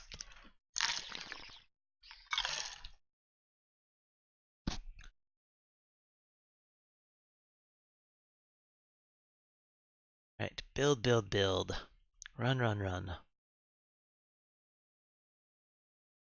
It's not going to look the same.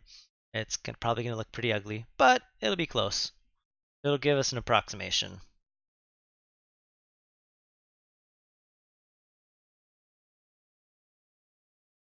And yeah. Deploying, deploying. All right, that, speakers. All right. Yeah, there it goes. It's ugly, but we have those. So now we can change the fonts. Hey, I heard a fancy noise. What is... Something is going on. Heard another fancy noise. No one followed. I don't know what those noises are. Need to find that out. Well, I just want to make sure my stream label stuff is running.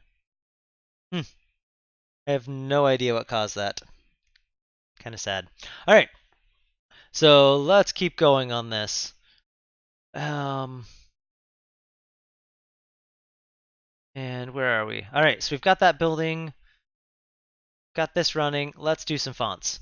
So now here, what we would do is font. Is it just font or font family? I don't know if it matters in between. I think we just do the font family, right? So on platform, go back to the other docs we were looking at. Because I think on here they're just doing font family. Yep. All right, so now here we should do for iOS, I'm just going to say font family, and we're going to just call it how it is. So we have it added to each of them. It is called cute font dash regular. Cute font dash regular. And I think I need to do, let's just do it TTF and see what happens on Android. I saw people do it with and without the hash. All right, so now we should have some fonts.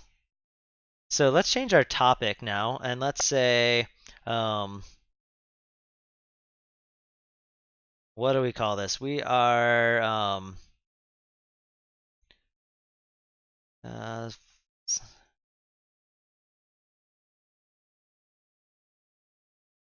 that's launching.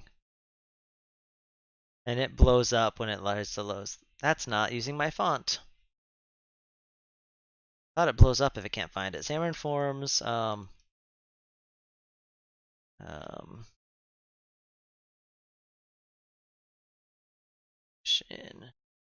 there we go. All right, so custom font did not take on that. Thought I did that right. Go back to here. Close the Xamarin.Forms when we don't need that. So on Android, so I think we need the pound, then the dash regular. So let's try that. All right, so let's try that again. See if we can get it on Android. And for iOS, we just need the cute font dash regular. And yeah. I just want to make sure we get this to load so we have a fancy font. and then we'll jump into the how Android works, and we will clean this up so we don't have to do all that nonsense.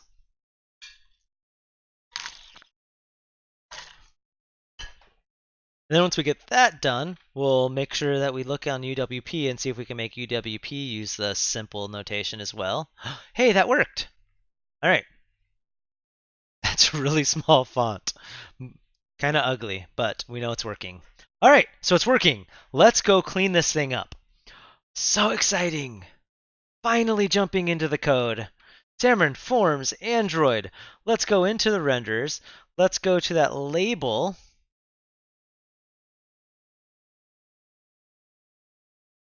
All right, why is that? Hey, thanks for the follow. I cannot pronounce that name. T-Grok? Close enough. Hopefully. All right, so now we're in. We're building. I know what that sound was. There's some other weird sound I keep hearing every once in a while. I've heard it twice. All right, so now that we're in here, let's look at how Forms does its rendering. Oh, wait, so let's just search for font, update text, so update font. So we have this typeface. So yeah, like I was saying with our labels, and it already uses the scaled pixels instead of straight pixels, so it'll automatically deal with accessibility, which is great. We'll want to implement that in iOS. But for now, let's look at this. Typefaces. All right. So it's going to jump into here, and let's debug and see what this thing does when our font is wrong. All right. So they have a dictionary, so we'll even be able to save this so we can optimize this thing. That's kind of cool. All right. So let's go back to our speaker page. Let's just say cute font regular. Let's run this. And let's see what happens in there.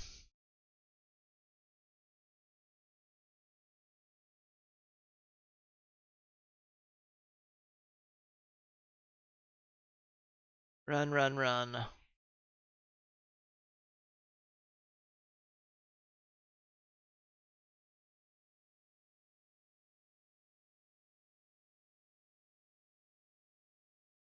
Run, run faster. Okay, while that's going, we know Android works here. Let's see if we can get UWP up over here. And then it brings me right back. All right, so speakers. Perfect. So it does a thing. Font family's that. This isn't actually getting out the typeface though, is it? Oh, I need to jump into this. This is where it's at, the to typeface. So what we need to do is probably do something if it can't create that. Okay, so it's not in the resources.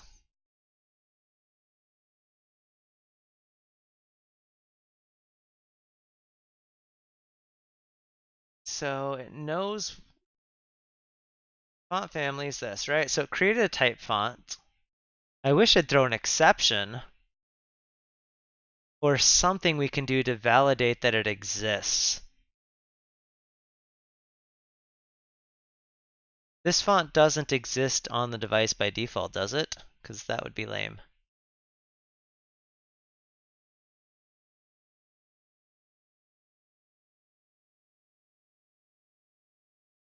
Okay, so no.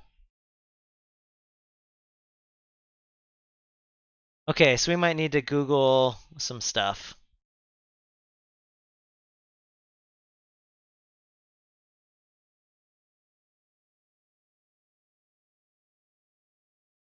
Okay, how do I check if a font exists?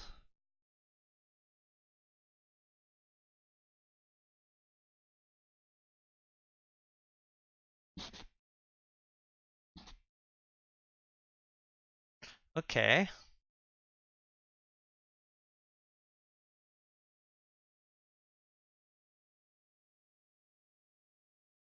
I don't know if this is right. Is that Android? It is Java.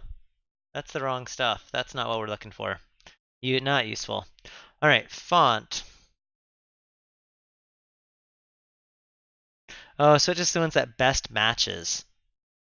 I wonder if we can debug that and see if it shows what the name of the typeface is on that. Oh, wait, right. No, that's the create. Typeface. Oh, that's this right here.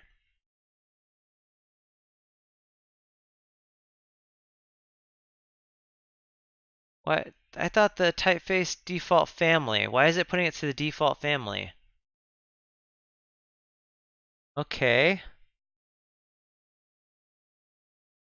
Oh, that's if the font family is new. No, okay, never mind. Reading the wrong thing. Default. I didn't see any property on there.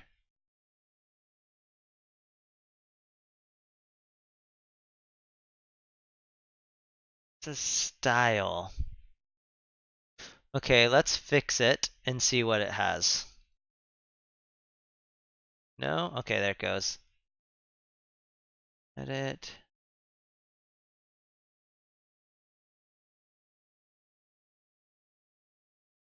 Yeah, I know you can list all in iOS, and we can just say if it exists. iOS is the easy one because iOS works like we want. What I want to do is see if it loaded the right font. If the name doesn't match, then I want to do some fancier loading, and let's try again. And let's try again a couple times because we cache this thing, so it's okay to do a little check because we can automatically say, hey, there's no TTF, there's no pound. We can't find it. Let's check for it inside the custom font stuff.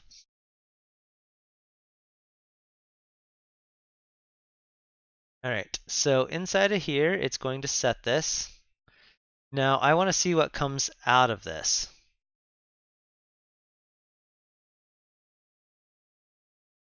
It doesn't tell us the name.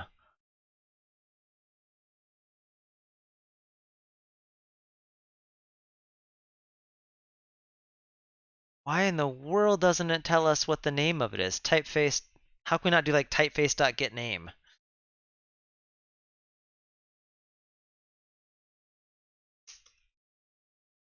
Yeah, nothing of use in there. Nothing of use. Let's go back to here.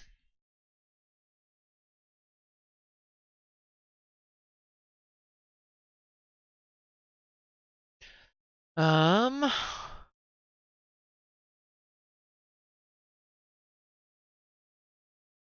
common weights. Wait, okay. So family. Where's that in the creation? Oh, that's the create. Create from asset, create from file. Get weight. Okay. Hmm. Because it does create one, just not what we want it to do. I wonder if we can do.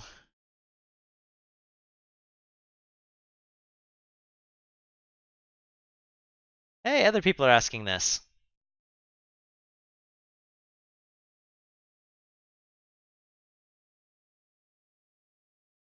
Typeface. All right, well, this typeface instance is a value of.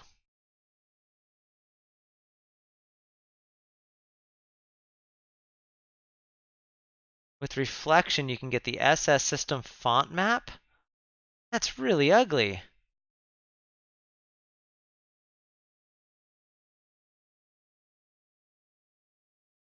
There's got to be a better way than that.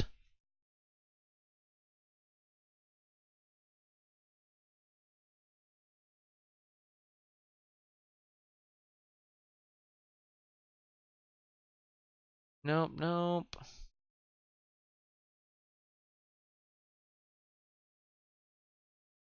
This is brutal, guys. And .toStringing that thing does nothing. Sorry, my immediate window is way too small.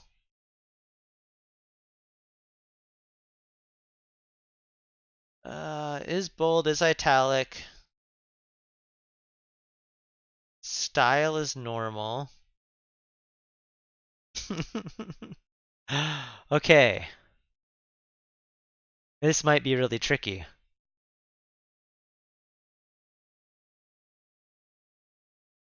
I mean, we could do. I wonder if we do create from asset. I just don't want to take, if you're using a built-in system font, I don't want to take a big hit. So I kind of want to do is asset font. I kind of want to do something to where I do a couple checks first. That could easily work. All right. So let's just try something in here. Static typeface. Try get from assets. This is not the way I wanted to do this. Not the way at all. We're not going to do it as an extension. Yeah, we'll do it as an extension method. Why not? All right, so we have this, right? Now what we'll do is we're going to need to do something with looking again. So resource fonts instead of assets, and then get them from the resources. Maybe. But if we do that, then you'd have to add it differently, right? I wonder how far back Forms goes on this. I don't know. I don't want to keep loading them from the assets anyway. So just to recap what we're working on right now, what I want to do is I want to clean up the way we call these fonts. I hate that we have to do this on Android and this on iOS. It's ugly. So I want to clean up the way we look these up. So I think what we can do is instead of just saying is asset family, we'll do a check first where it'll say, hey, was this successful or not? And so we'll change this, and the next thing I want to do is allow you to add them from the assets, but then also allow you to look them up from inside the .NET Standard application. So we'll probably do something to register. So I don't know if we need to switch to doing it from the resources. And we could, yeah, do reflection and look through that, or we could do the assets. I think I'm going to go with this. I think what we're going to do here is instead of just saying, hey, is it asset family, this is kind of a lame check. Does it have either of these in here? We're going to make this a little bit more robust. So what it will do is it will try and get from asset. We need to do something recursively in here to where it tries a couple different checks. We're just going to prototype it non-clever first, and then we'll make it a little bit clever later, or nicer later. So what we're going to do is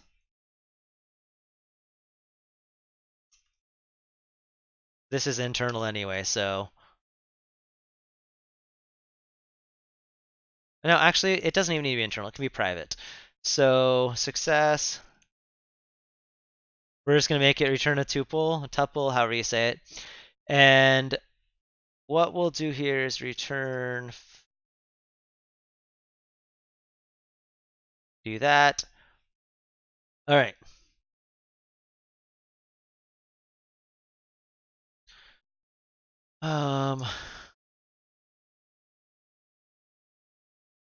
We're just going to ignore those because we don't care why it failed. So what we'll do, we're going to do a couple of these in a row. We don't even need that. Okay, so what we'll do,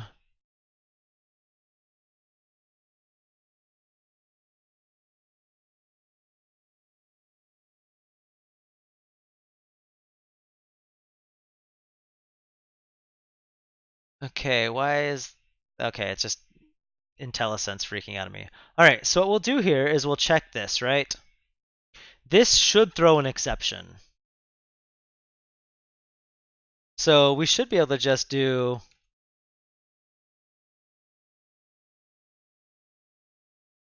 let's just see what this does. All right, that should throw an exception. I'd expect it to in our current state.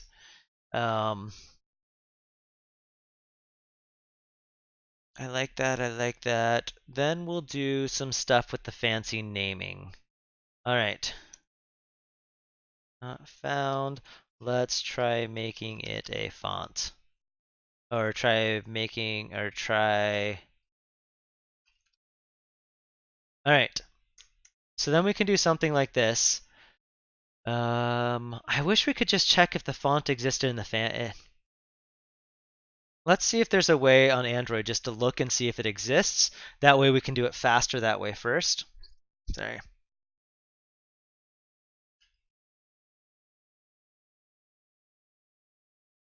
How to retrieve a list of available fonts in Android. That didn't say anything. There are only 3 fonts. Droid Sans,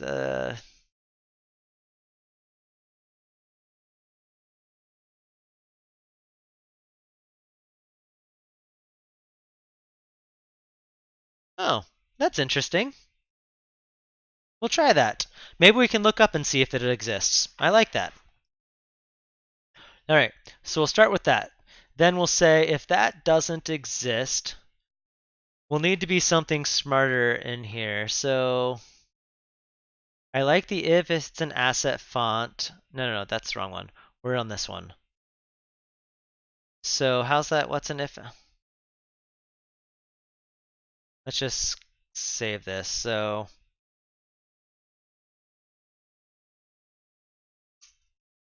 that should work just fine. If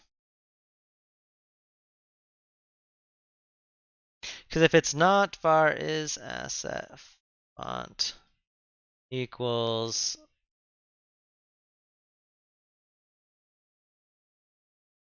if it already is and it can't find it, there's no point in even continue.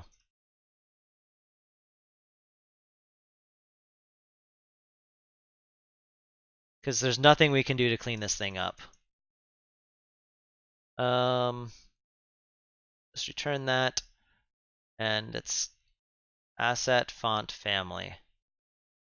All right, because if it's already in the right format and we can't find it, there's no point in doing anything to keep hunting. All right, so we'll just catch any exceptions. That way we can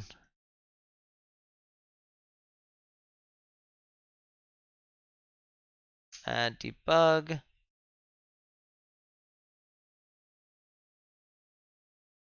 So in our debugger, we'll see these exceptions, but only if we're debugging. Actually, we're probably going to remove that anyway. So what we'll do first is we'll say, all right, we're going to check and see if it exists. Actually, we only need to do that if it is an asset font, right? Because if it's already not an asset font format, ignore that.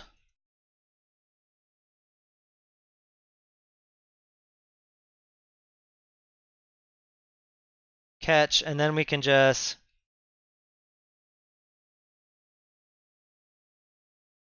all right. Okay, that makes sense. Now what we'll do, excuse me, we'll do another one of these.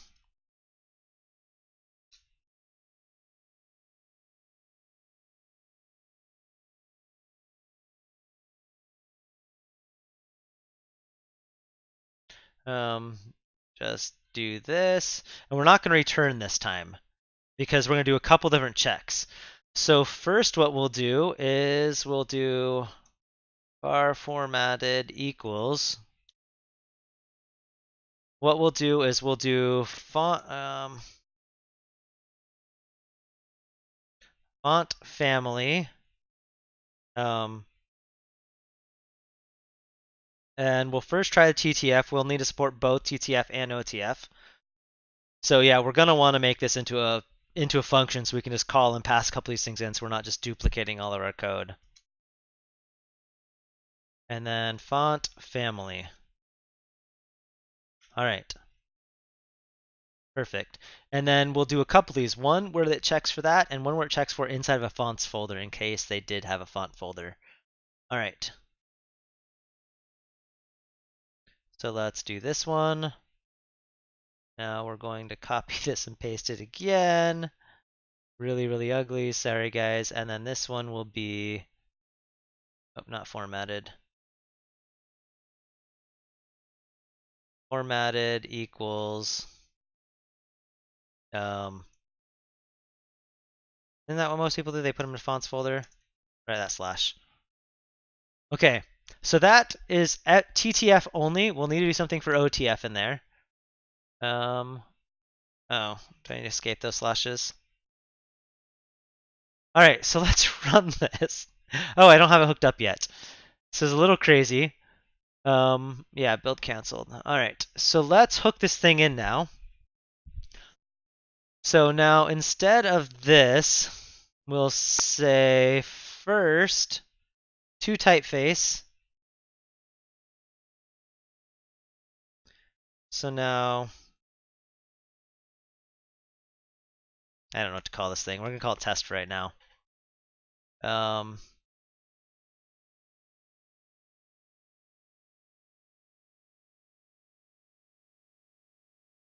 and then we'll say in attributes. Okay. So now if test dot success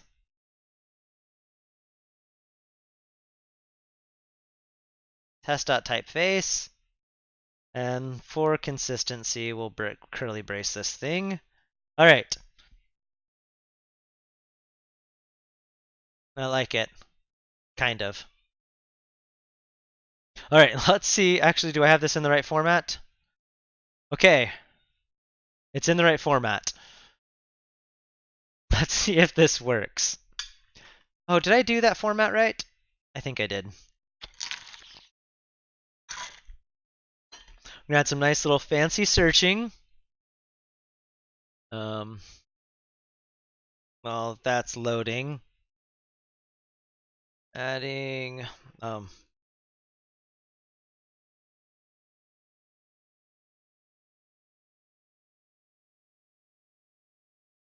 okay. Update our topic. Stream helper is off and going. Okay, so we're doing our first check. Which one are we in? Oh yeah, we don't need any of these. Remove these breakpoints. We don't need those ones. Nice thing it's cached, so it's only going to do this lookup once. So we got a failure. It can't parse this. It's like, I don't know what that is, right? Oh, no, that failed. I didn't have breakpoints in place. Let's put some more breakpoints in here. Didn't work. What? My code didn't work the first run? Guys, it's all gray and telling me it's gray and wrong. Wait, what's this thing do? Oh, it's just making sure that you have that stuff in there. All right, not a problem. Not a problem. Let's go back to where we were, to typeface.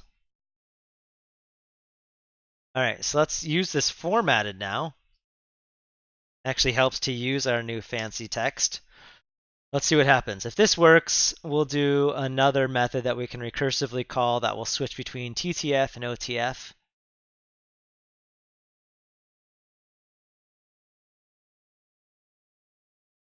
Go, go, go, build and run. I wonder why this is giving us errors. Base class for those who need to maintain global. Must be something in the warning settings.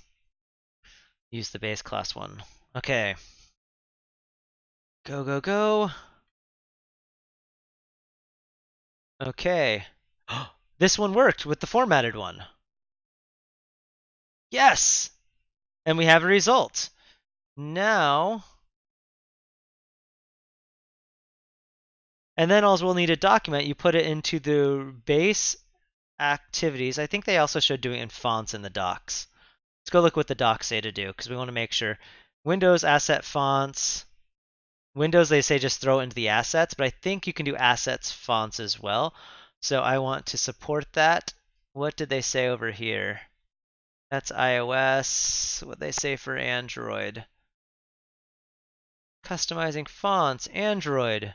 Yeah, they just throw them to the right base asset folder as well. So as long as they're in there, we'll support that. But I want to support fonts because some people like to clean these things up. So we'll do two different fonts. Let's go to Google and grab another random font. And so we'll support two fonts. Let's just grab the awesome font, guys. Why not? It's ugly. No, how do I use it now?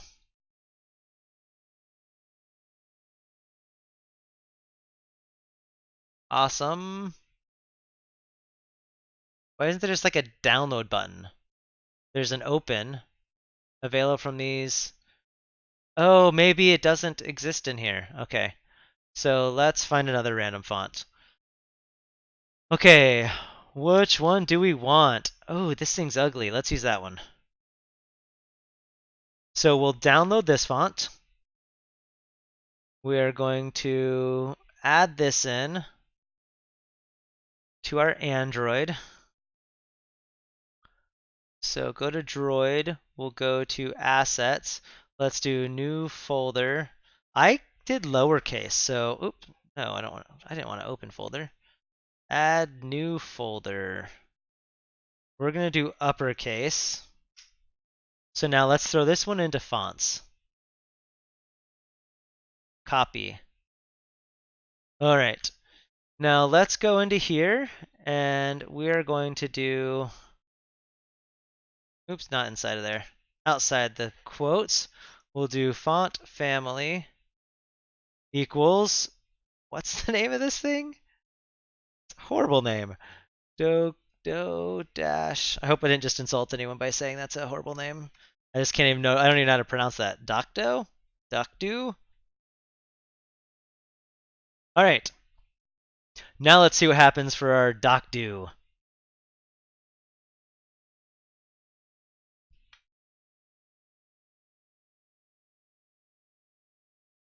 Run, run, run.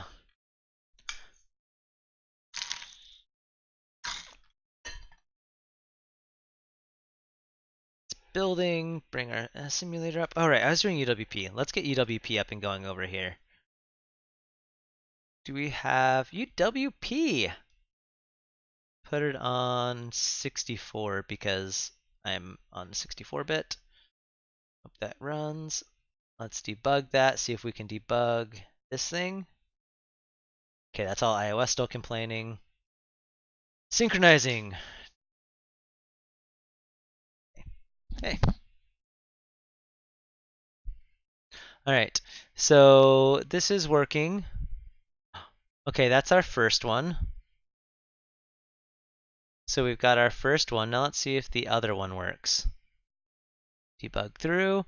Here's our new font. It didn't like this one. So now we're going to look under fonts, see if it's case sensitive. Okay, that failed. What's up here? So why didn't that blow up? Okay, let's stop and start this again. Maybe it needs to be case sensitive for that fonts, but I never saw that one run. Just want to make sure we get there. Okay, we know this one works, so we'll remove those breakpoints. We know that one blows up. Although that one should never blow up.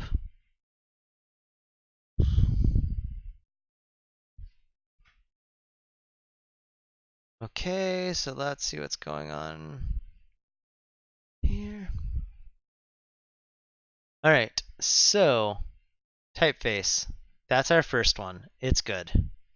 Return that result. Now our second one's not going to look into fonts. Ah, that's it. So it might be case sensitive. That makes things fun. Yep, that blew up. All right, so let's go case uppercase.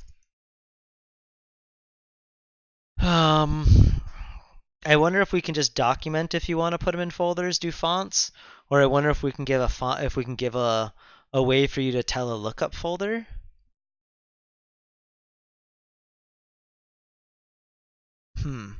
Maybe we'll do the lookup folder. We're not going to support folders for now, and we'll support lookup folders for when we do the next step. Because the next step is allowing us to embed them anyway, because we don't want to even go this route, but I wanted to support it. So let's see what happens here. Maybe we don't support that, which I think would be fair. Because in the end, yeah, those who want this magic want to be able to just embed it one place. All right, so we've got our first one. Our second one, we're hitting that now. This is the new one inside the font folder. It doesn't even like the font folder. So we're doing something wrong anyway. Maybe I don't think I need the double slashes when you're using this type of string. I really don't. I think that's an invalid error. Okay, maybe it's not. Let's go to slash. Yeah, maybe just check for fonts and fonts. Yeah, we might just check for both.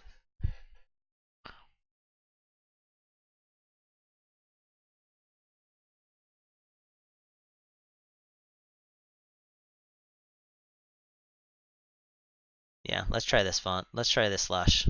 And then we'll go back to lowercase if it finds this, because maybe lowercase will work. You can just remove that breakpoint. Let's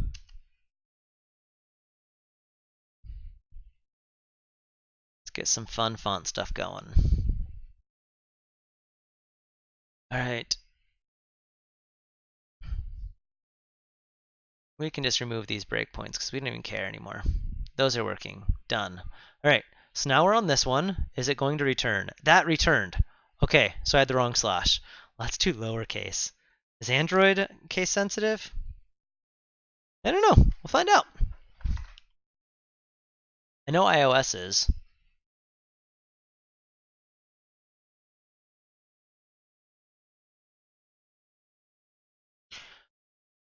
Run, baby, run. If this works with uppercase or lowercase, I'm excited and we'll just go with that. That'll make it nice and simple. Okay, time to switch up music. It's getting too slow. Feeling lucky, Google. Pick something fancy for me.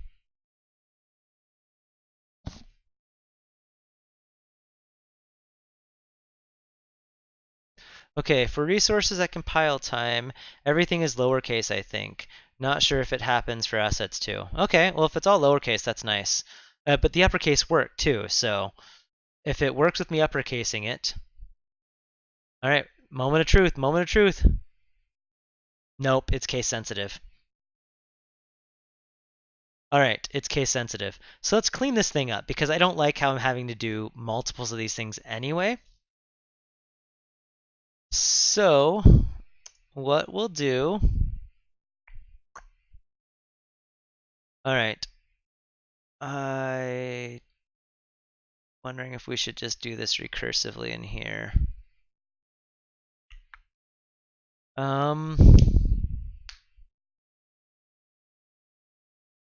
Okay, what we'll do,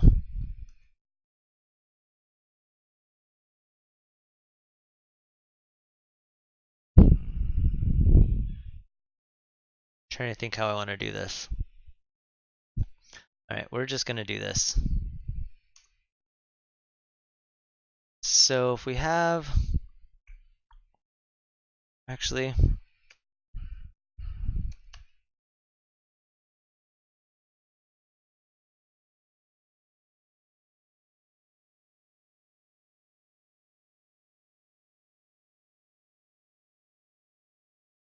I don't know if I'm in love with this, but we'll see how this plays out. This might work nicely. So I just added two more things onto here. So the extension, the path. All right. No, I don't like that. We're gonna remove that. Sorry, I don't like it. All right. So what we'll do is we'll say we're going to create one of these. All right. So now static full success.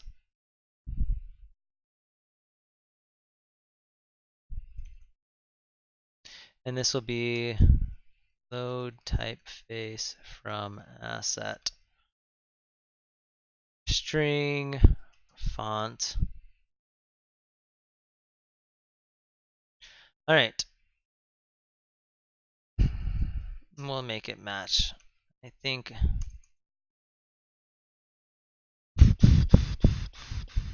Do this. We still need this thing. Actually, we're going to force you to pass that thing in because it should exist by then. All right. Actually, it doesn't even use that attributes thing. We don't even need this. We're not even using it. All right. So what we'll do there is we'll have this function, and what it's going to do is, all right. If it's successful, it returns true, right? Now we can use that up here. I still think we need to do this first check. If it is the asset family, return it. Return, we can just name that thing. Load typeface from asset, and we'll just call this, okay, because that's a special case. That one has to work that way. Now from here, our supported form fonts are, so list. I'm going to do a list just because I like the extensions. Actually, we'll do it as an array. So var equals new, and we'll do ttf, and we'll do, actually we'll just put the dot in there, make it easy on us. Dot .otf, is that what it is? It's down here. OTF, okay. And maybe we'll just throw the hash in there too. Actually, we don't need the hash. We'll do that in the other place. And I don't want those dots either. Dots are normal in .NET, so yeah, we'll leave this in there. Okay, so we have our extensions, and now we'll do var folders equals new, and we'll do, for now, we'll just do fonts.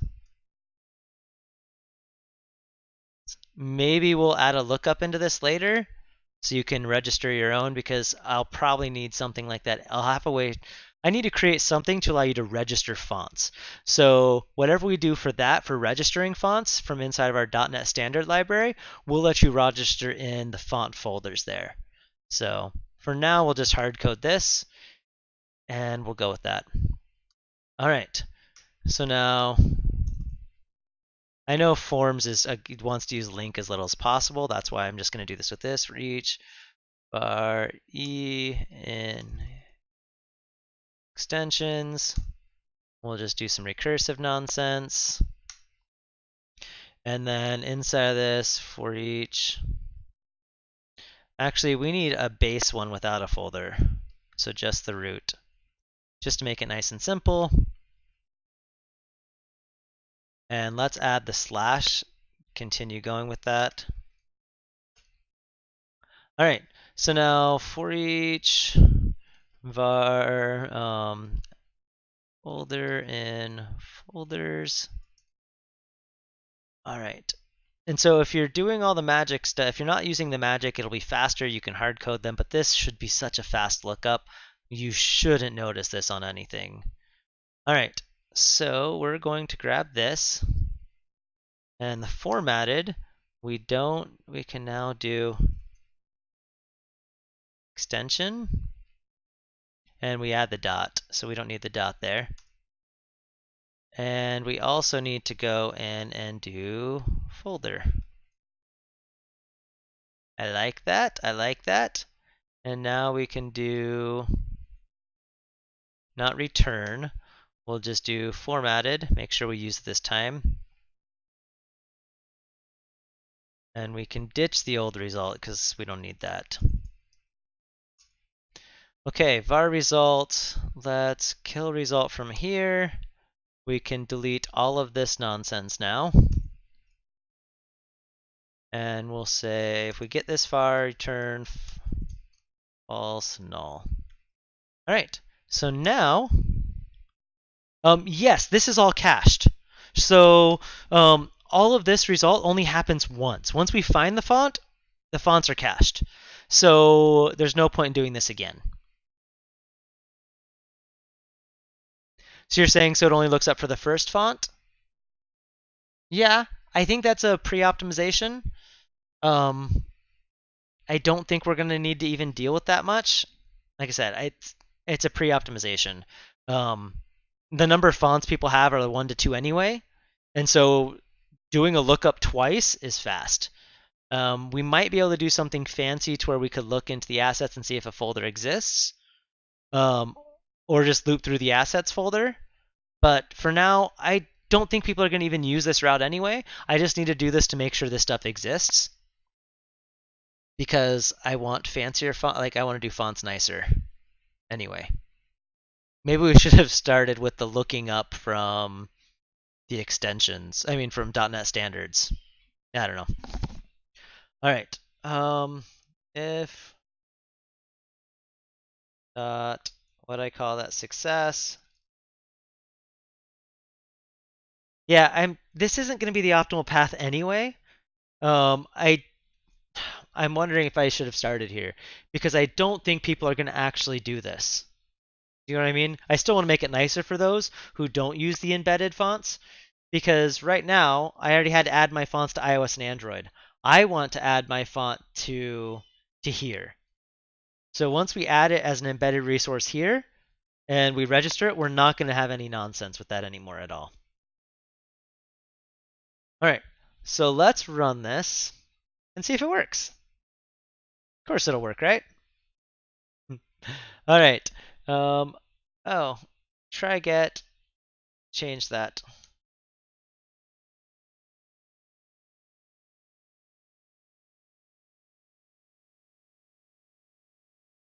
See how this goes. Music was good, just got slow again. What's with this slow music? You guys can't hear it, and I'm complaining about something you can't hear. Sorry.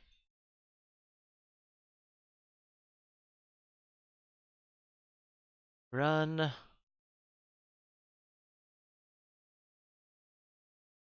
So I wonder how these named things work on iOS. We're gonna have to dig into that too. We have fancy fonts! And we didn't have to do it really, really ugly like.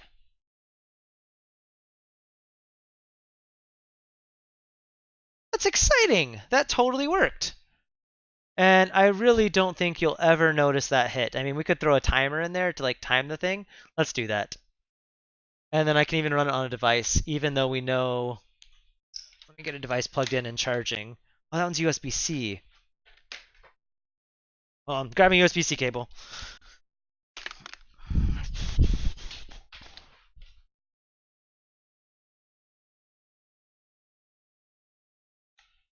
Plug this device in, get it charging. And let's do some timing on it. Like I said, I think this is a pre-optimization for this lookup. Okay, so we have our fonts. Where's this thing at? Let's do it into this font extensions. So now var time equals date time.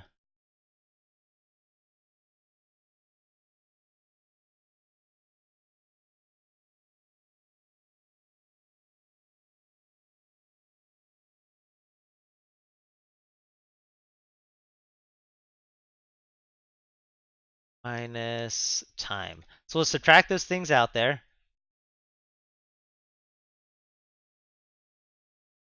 And we'll test this on device as well. But I'm guessing we're going to be in not worth even talking about seconds. And it caches it, so it only does it on the first lookup ever. And then we need to also do this for UWP. Maybe we'll tackle UWP right now. I don't know. We'll see. And then we should run this on iOS and make sure it works there.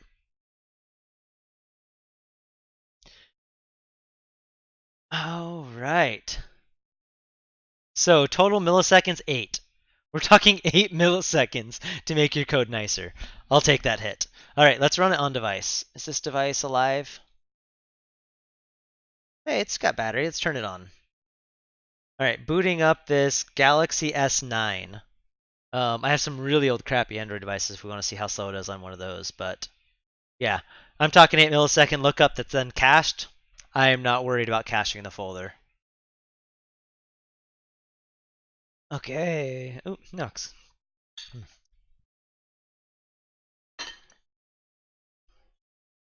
Run that. All right. So This phone is launched. Okay, it's open. Let's switch to incompatible API level.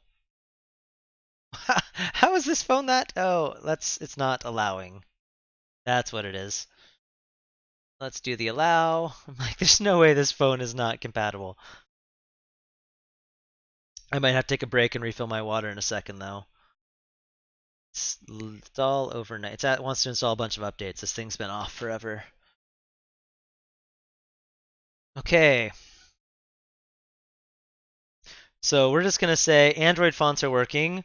Do we want to tackle, I'll let you guys vote. Do you guys want to go tackle UWP now? Or do we want to do loading from the loading image or loading the fonts from a .NET Standard library? Okay, that's building, still compiling. Install.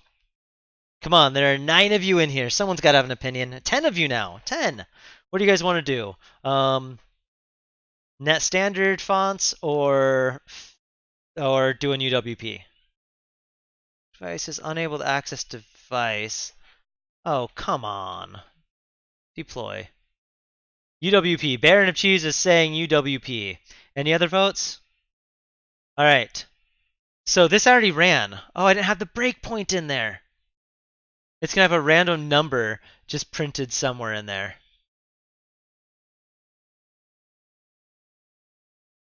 Where did it fail doing the fonts? All right, we're just going to do debug. We're going to do it again. All right. Be lame, everyone. Don't respond. We'll just go with Baron. Baron wins. Baron commands. Oh, there we go. Now we've got conflicting votes. Now what do I do? Someone else vote. All right, it's running again. See how slow this is on device. UWP, another UWP vote.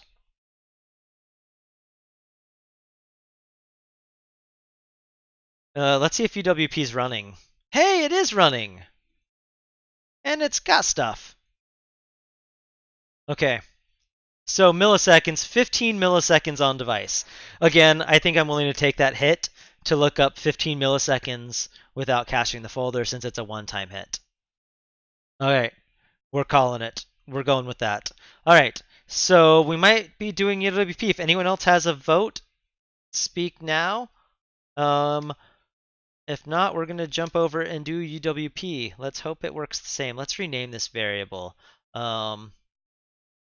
Rename this to... Anyone have a name idea? You know, we can just say...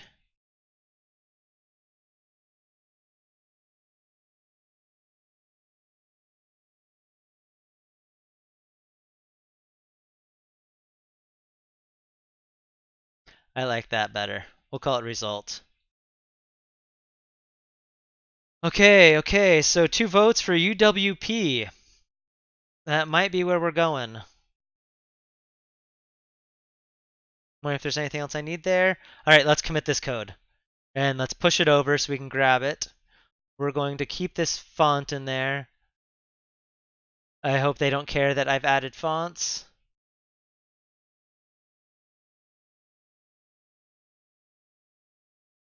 These fonts are duplicated. Oh, we didn't test iOS. Let's test iOS really quick, and I didn't add that font in there. Probably should have started with the net standard stuff. It would have made all this a lot easier. All right, iOS. So resources. Let's go add that weird font name one. Where's that at? Right here. Copy. Let's go add it to our info.p list. Source. Fonts. Add. What's that thing called?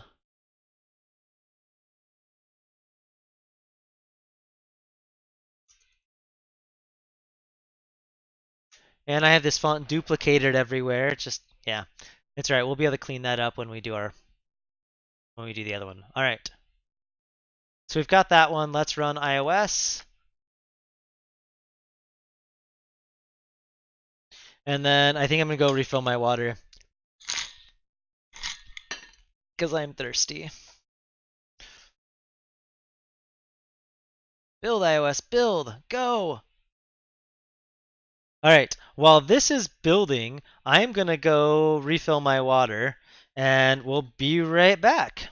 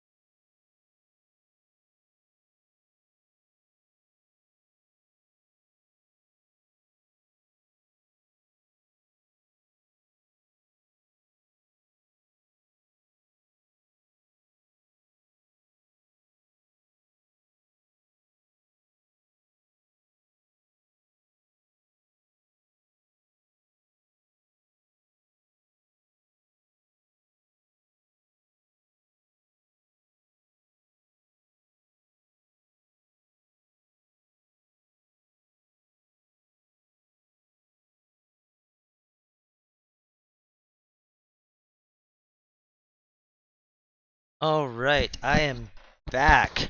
So, I typoed the info.plist entry. Oh, okay, that's might be, it's freaking out on something, so let's fix that. This is why I always copy and paste, except when I don't. All right, so copy, let's go fix that. Thank you for noticing. Ah, yes, okay. Let's run this again and see if I can find what's going on. I had another exception. And I never ran the iOS one before I started doing this. What's the details on this? It's not liking something. Easy table source, so something. What's going on with this one? Android packages. Azure Mobile Client is there. Is there anything different NuGet-wise on these? Azure Mobile Client. Let's look into the page gallery and see where that thing comes from. So something, is it in this thing? Actually didn't look at which page it was. List, data page, data source. All right, I gotta check that error out again.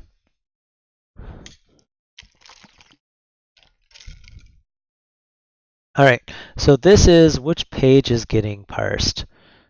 Let's just press play, and now the output should tell us more. All right, parse, easy in. Is it not gonna tell me what page that was? Slightly off topic. Has anyone else forked the collection view challenge and getting this error?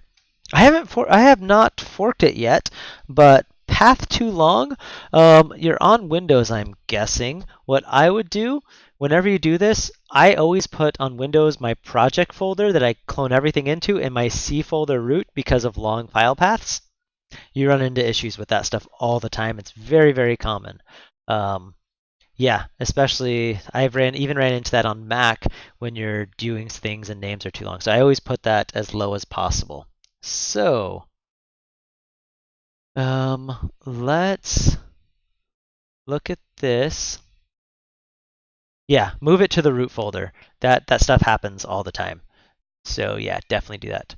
All right, so this exception, I don't even know where this thing's at. Search, find in files. Oh, it's probably, yeah, it's on the events page. Azure. Where is this? Azure namespace is Xamarin.Forms pages. Xamarin.Forms pages Azure? That thing still exists? What is that thing? I don't even. I remember hearing about that. Where is that from? And why did it work on iOS or Android and not iOS? Um, Xamarin.Forms pages.azure.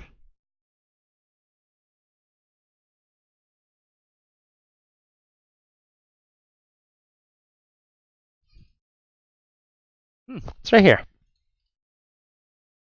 Let's make sure this is referencing it.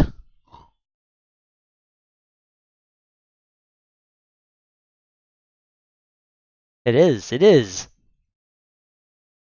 Let's add it and re-add it. Pages, gallery, iOS. Let's look at that thing and see if there's anything out of the ordinary.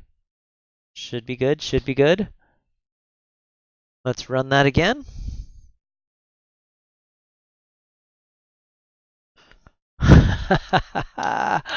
Why does that work on Android and not iOS?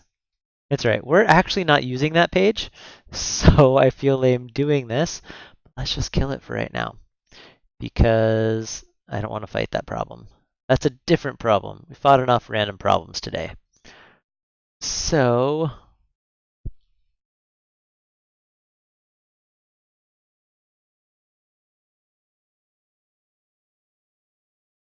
you know what? Let's just kill the whole list page.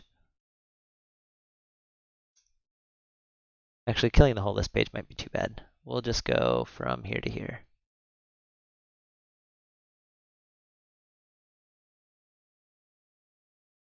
Let's run that puppy.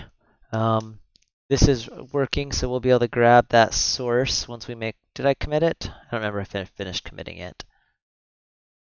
No, I did not. Hey, that's working now. Now let's go to our speakers. Oh, the speaker page has nothing though.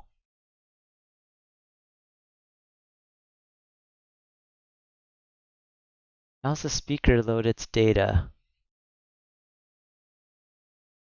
JSON data source.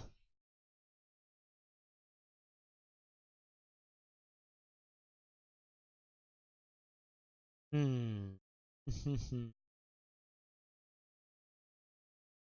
I know this is old code, but that should still work.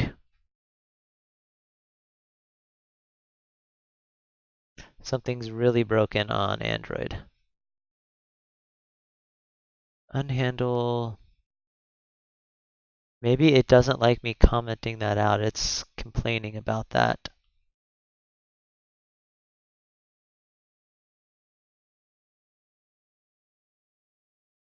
I don't know what that is. Let's run that again. Oh. I know why that didn't work. Let's look at this again. HTTP. Can I do S? Will that just work? Because iOS won't load those. Moving to the root work. Perfect. I'm glad that helped. Yeah, if you have off-topic questions, totally ask them. I don't mind at all. All right, so this should work now that it's S. This is old code, and so it didn't work with the old stuff. But this will work. This will work. I have no problem answering random questions if I can. All right, let's go to speakers. And we have our fancy fonts. So pretty. So pretty. All right, so let's check this thing in and push it over. That way we have it on our Windows machine. We've done that. We've done, I don't need to change that one. This one. Yes, that is the magic one. So now Android fonts now work without, without, what do we call that? Without, okay, Android Fonts now work with shorter.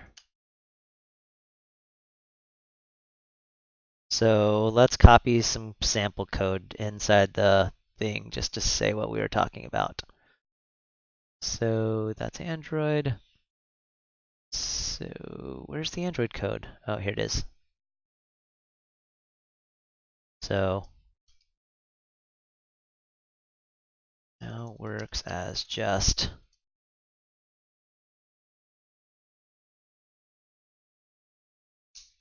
much better. All right, so let's commit that.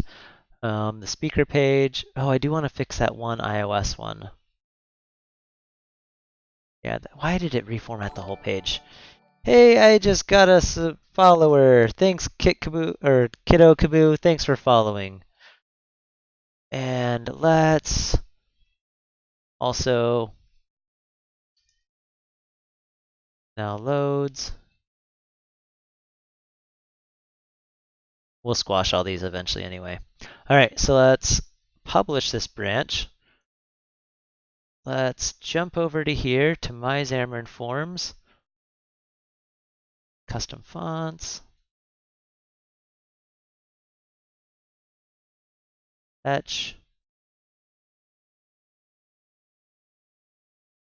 Custom fonts. Switch branches. Let's fix UWP. How does UWP do their custom fonts? We're gonna actually, let me see. I'm gonna go back to window and window with double scrolls and hope I can get this lined up right. So bad.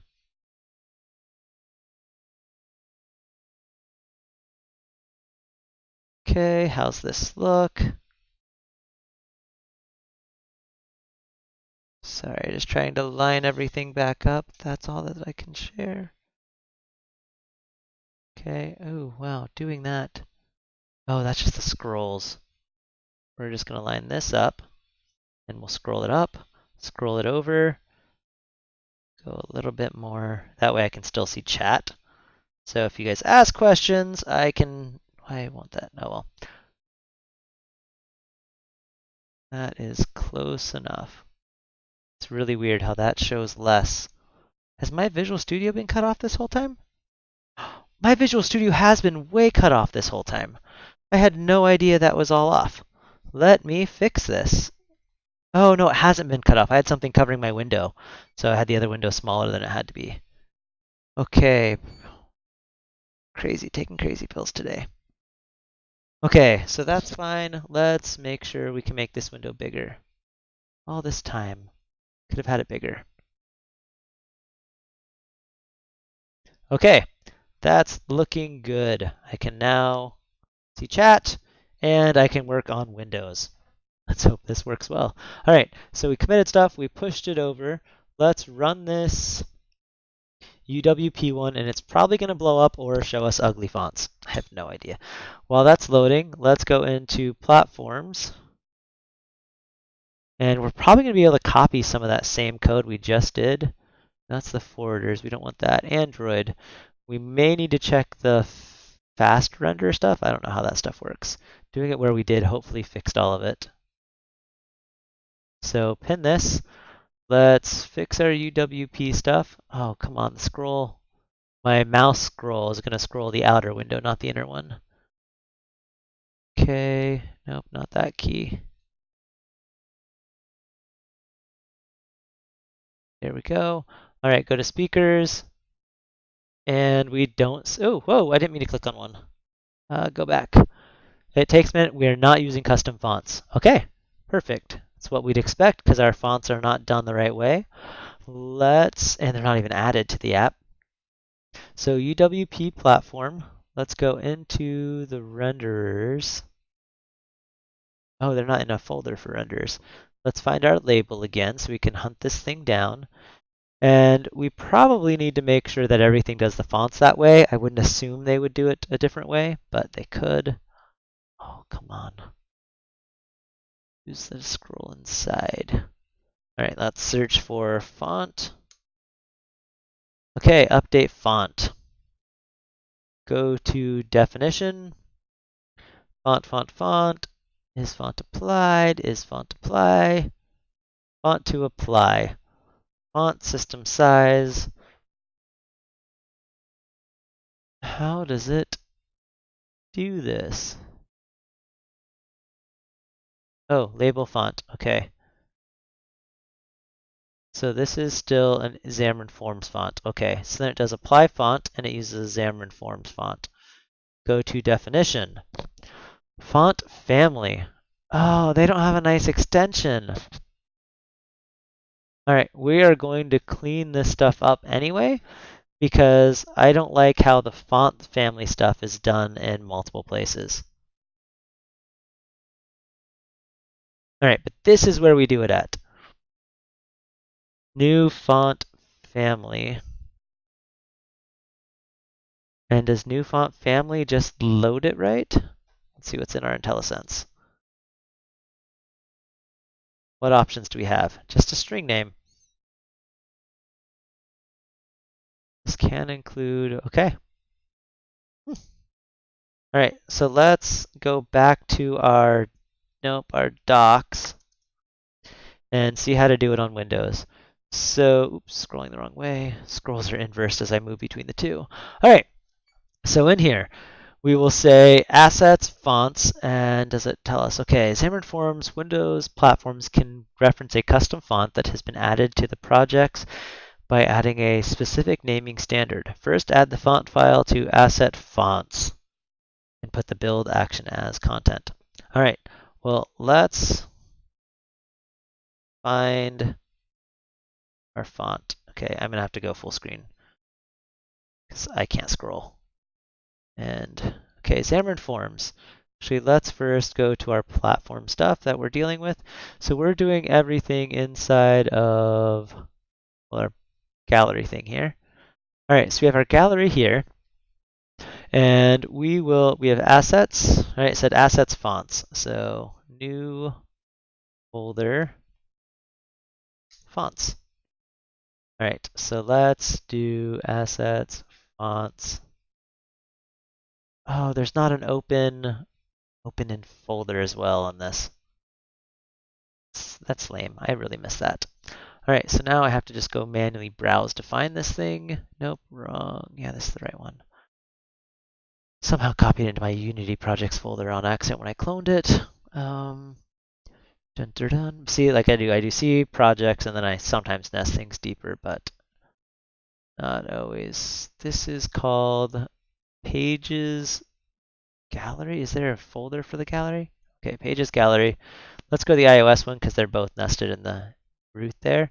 Yeah. Okay, so now can we just drag this into UWP assets? Fonts. All right, build action is content. All right, so now let's run these and see if it just works. Maybe I don't even have to do anything for UWP. Because if I don't, I'm excited. Let's go back to our docs while that's loading. So they're saying you need to put the path. And on the IntelliSense, it said I maybe don't have to do this. All right, so let's just see what it does. Speakers. Load, load, load. No fonts. All right, so let's see if we can get this to work by going into our page.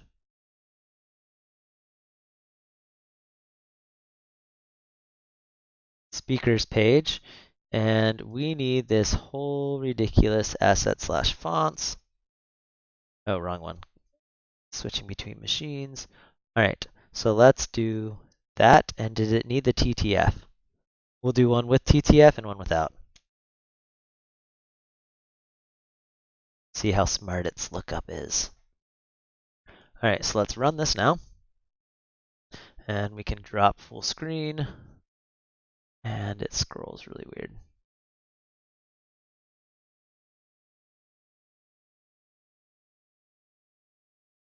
All right. Yeah, adjust my desk a little bit. All right, let's go to speakers. No fancy fonts. No fancy fonts. Oh, I don't have to do that too. Okay, let's go to the docs then. And let's try doing TTF slash, or I mean, we'll do the, let's just do it like that. Okay. So,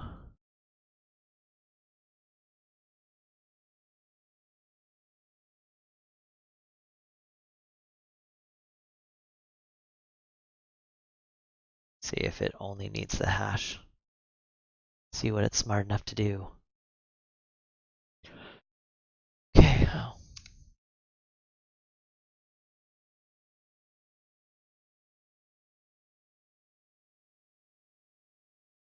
There it goes.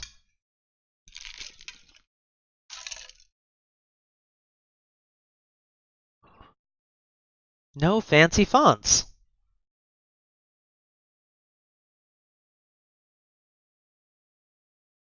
Okay, let's double check properties.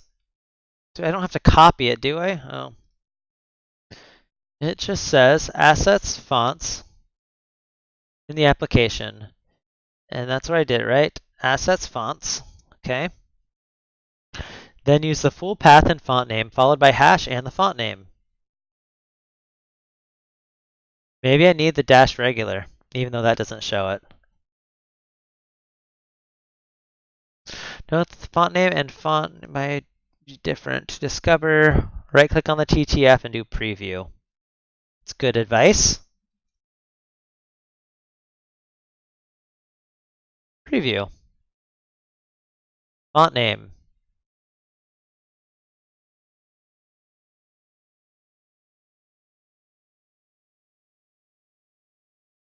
Okay. Wow, that one's called cute font. Okay, cute font. It doesn't have a dash or anything.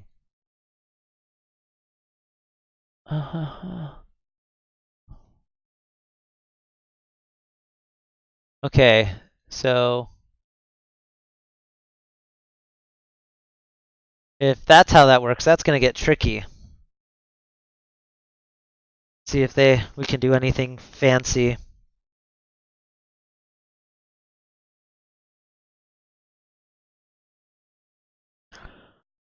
Okay, let's go back and look at those again. It has a space. I don't like that. All right, one of them worked. The cute font worked once we added the space. So what's up with the other one?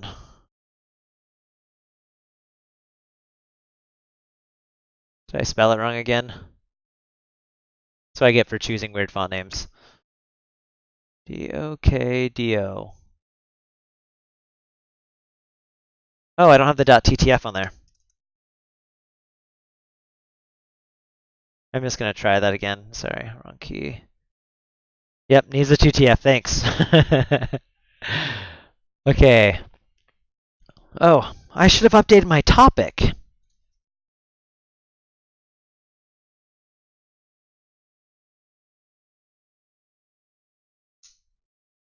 There we go. Go, Stream Helper, go.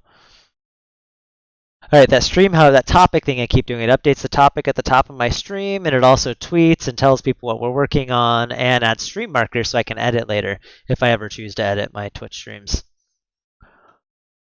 I need to remember to do that as we're switching. Okay. Oh, this one's going to be a pain.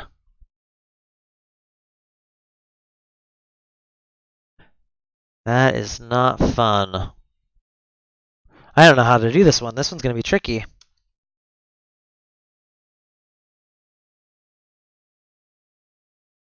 We might be reading some UTF font docs, or WPF font docs, or UWP. Confusing myself. UWP font docs.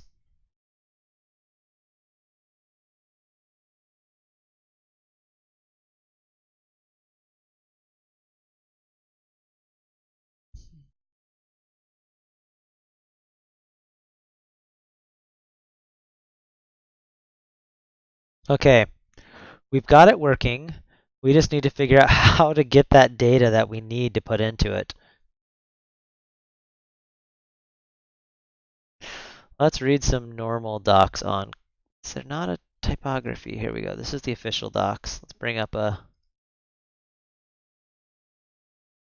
fonts, sizing, hierarchy, type ramp, alignment, character count, clipping, languages, fonts. Bill. Why doesn't that just show me custom fonts? Okay, getting a font. All right. Each control has a font family property. That font family is the name. Yeah.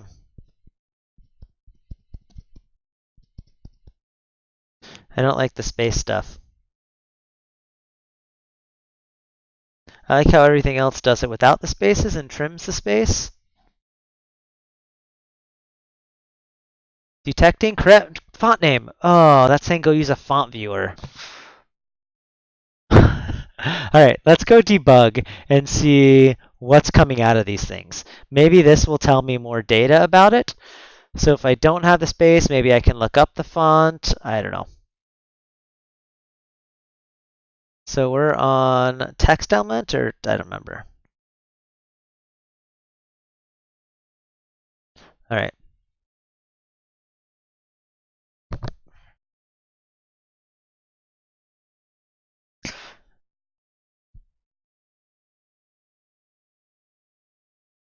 I wonder if there's any validation or anything we can do on font family. Why do I have that visual tree? Okay, I need to, oops, wrong one.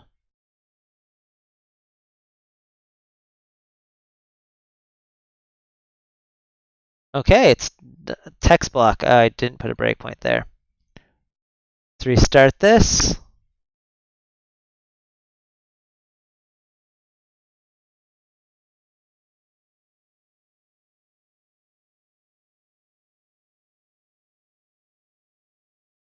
All right, so we're on this one. So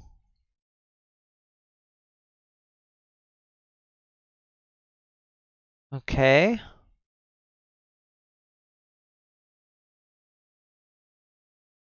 To inspect the native view.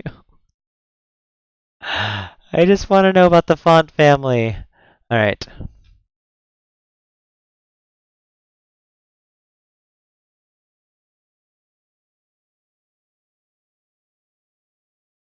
Debug code for the win.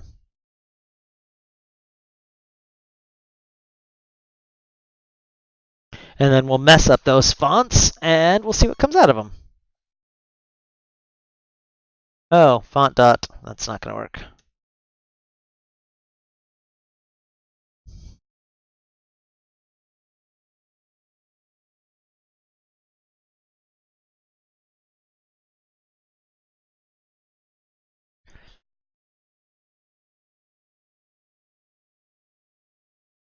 All right, run, run, run. Let's see what's going on with this. Font family. This gives us some data. Gives me nothing. All right, tells me the name though.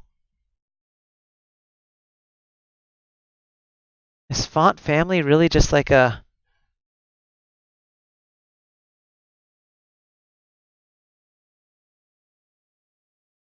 I wish this would give me more. I have to enable some... How do I enable native code debugging?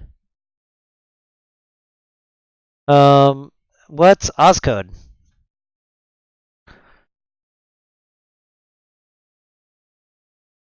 Okay, this, I think it'd say, hey, if you need to do this, enable debugging and tell me how or what to click. It's a debugger extension for VS. That does sound, yeah, something better sounds nice right now.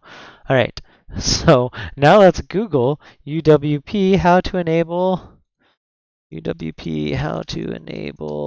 native. What did it tell me to go? Enable native code debugging. Okay.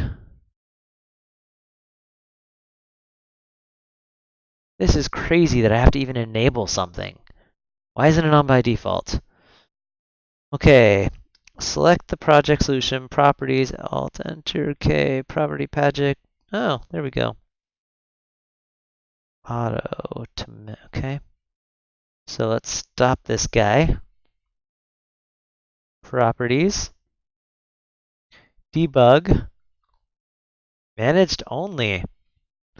Let's do mixed. See if that's good enough.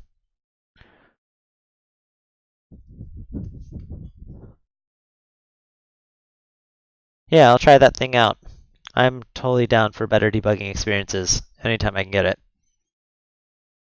All right, so let's run this.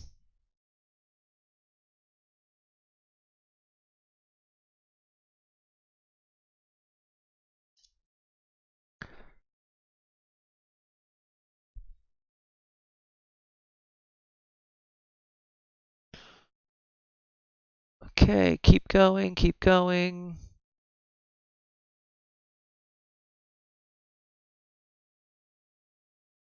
Okay, paid extension. I'm not against looking at something like that. Things that make my life better, especially with things that I do all the time, can be worth it. All right, go to speakers, font family. Now what does it give us? Nothing. Nothing! Static member, XAML auto font family.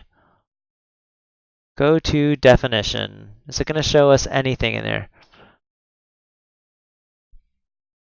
So all it has is a source. So at least I can do is check and see if the source matches what I want. So this one's going to be tricky. Very tricky. All right, let's tackle this, guys. Okay. So what we'll want to do is, yeah, let's just jump in and see if we can figure this out. So public font, and we'll do a public static font family. Do we need to do a success? No, I don't think we need to do a success because we'll just do, yeah, I don't think we need a success on this one. All right, load. What'd they call it on the, trying to remember because we're gonna do this as an extension method. How did we call this on Android? Let's double check our font extensions. To typeface, so we'll do to font family. I like it.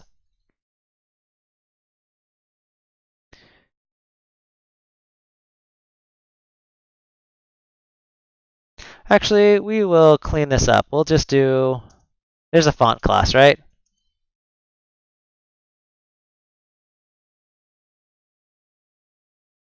And then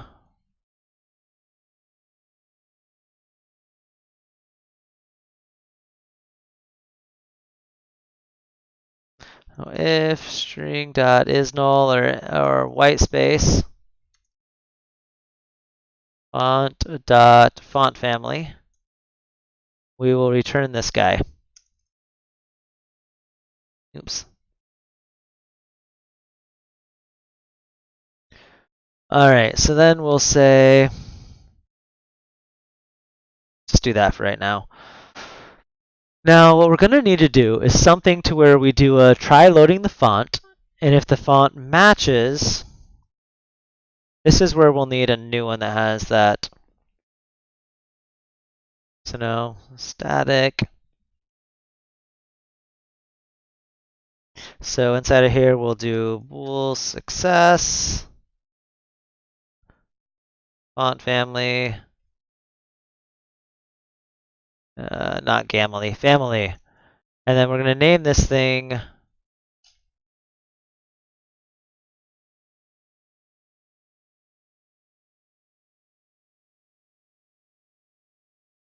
all right, perfect. String, we'll just do, no, we're not going to do the font. We need strings. This is all going to be string based, guys. Let's be honest.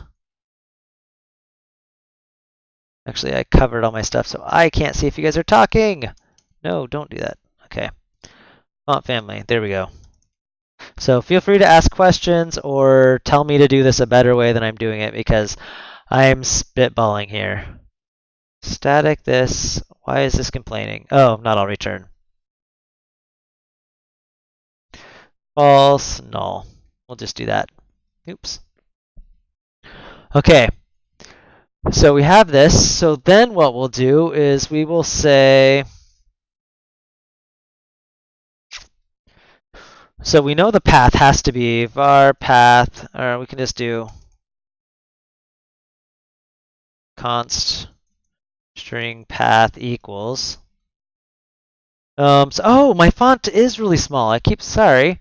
Thanks for bringing that up. How do I increase? Is there a hotkey on this one? I can't remember what it is.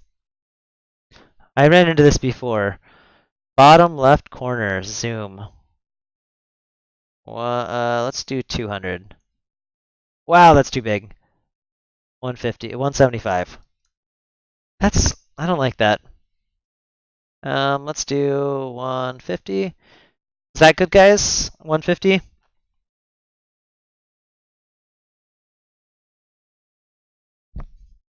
Asset slash. Okay, glad. Thank you.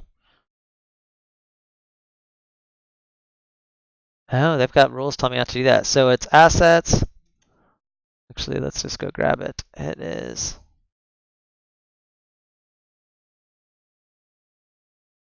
I already had it right. Okay, so assets slash fonts. That is the path. All right, so now what we'll do is we have to do stuff with the naming too. So we know that's where they have to live. And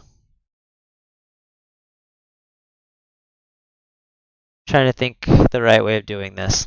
Because we'll want to try looking it up first and see if the name matches. So that's what we'll do with this thing, right? This thing will have this. And we will say, how does this do? Var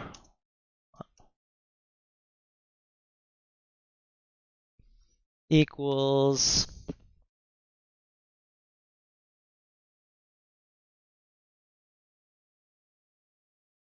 All right, another extension we're checking out is presenter mode. It will do the font in the IDE, Windows-based, just the code. Oh, do the font in the IDE Windows. Okay, that's interesting. I'll check that one out. I normally don't present from Windows much, so this is new for me. So any tips like this is great. All right, so now success. Wrong scrolling. So var success equals font family dot source. We'll do dot contains. Why is contains not?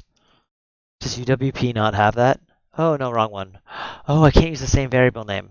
I was like, there's no way that's not there. Okay, contains.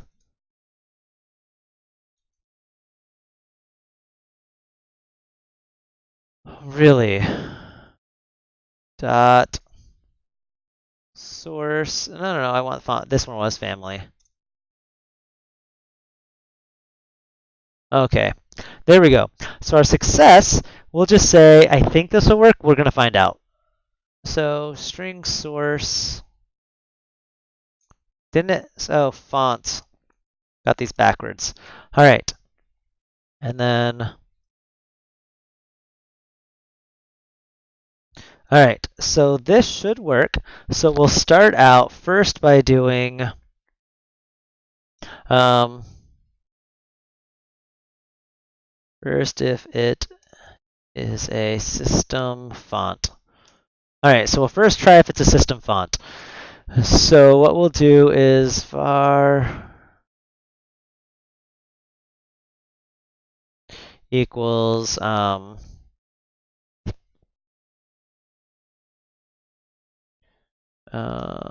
we will do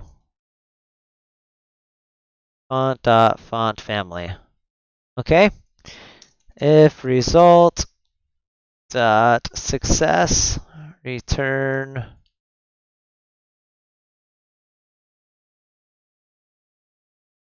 All right, perfect. So first case, we'll try that. Now we're going to need to do stuff where we only have one path we're looking at, which is nice. So that's pretty good.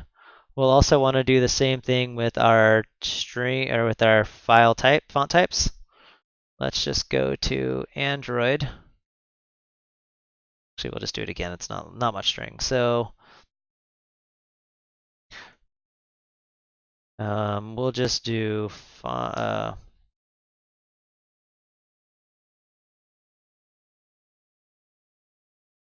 okay, so let's go with this, and now dot ttf and dot ot. What is that? OTF? Open. Let's just go check on Android because I don't remember already. There it is. So OTF, right? Perfect. And what's it complaining about? I don't think that can be a const. That'll be fix that. All right, and now for each var xt in extensions. Oh, I can't scroll. Okay, so we have the path. These ones all need the path. I wonder. Yeah, we're just gonna go with this. All right. So for each in the path, we don't have to do the multiple paths this time because we require a certain path, which I'm totally okay with. So that makes it easy. Var formatted equals. This is where it's going to get tricky though, because we're going to need to do things based off different variations of the font name.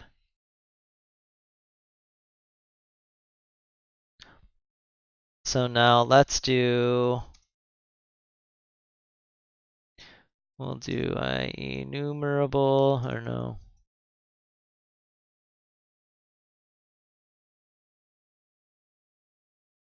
It is control dot in this one? Yeah, there we go.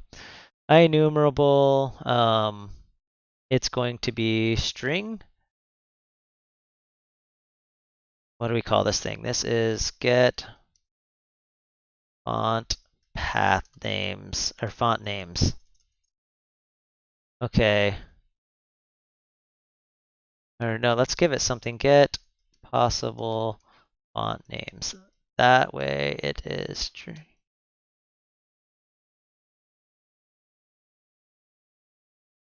Okay, that way we can just yield these things out and we'll do what the most common stuff we think are going to be and hope it works. And if not, they'll have to do something special for UWP. But I think we can make this work.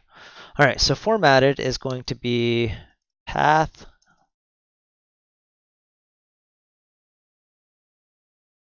And then let's do var, oh, we'll just do for each var name in get possible, no, just copy. Get possible names, and that way it'll be faster. It won't loop through them all the time. I'll just do them in order, and we won't have to generate them all at first. So we will say get the first possible one is, what are these? It is from the font name. Yeah, that's what we need. Family font name. Okay. This is going to get crazy.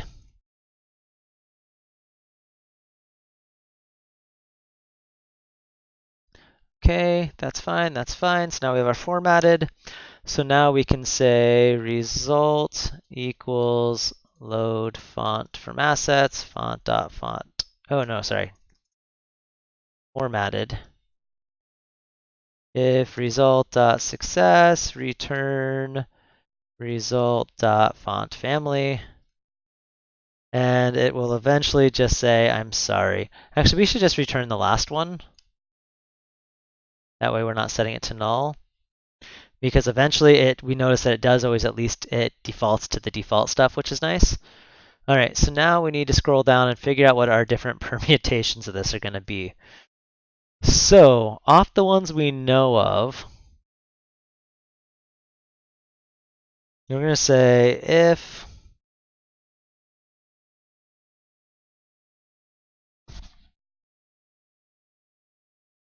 Okay, so we'll say if font family dot contains, we'll say if you add the hash, you're on your own, right? Because then you've added what comes next. That way, if you've specified, although if you specified, it should be fine. Let's look at what we have in our start thing. So we know that we have one that has, we need to split camel case. We're going to have to split on camel case and put spaces in. That's most likely what it's going to be. We're also going to want to remove everything after the dash and add the different font, the different extensions in there. Oh man. All right, so we're also going to want to say string extension. So then in here, this is fun. All right.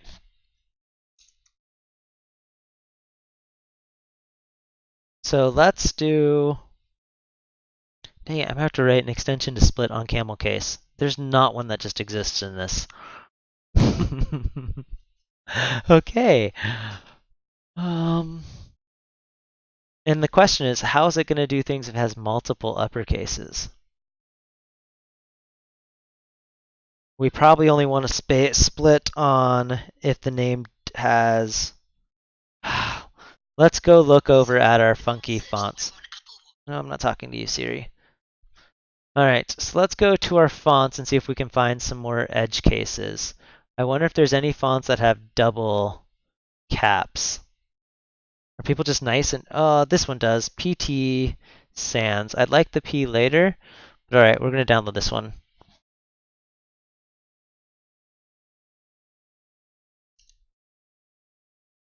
Oh, actually, I want to go download this on the Windows machine.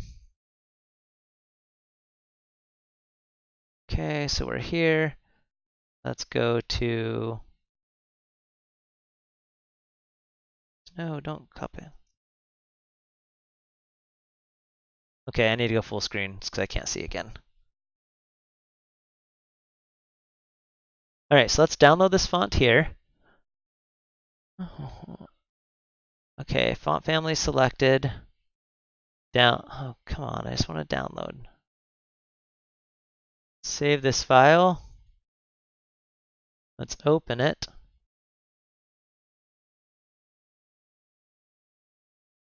Okay, let's copy this to our working folder over here. I just want to see what they have in the preview.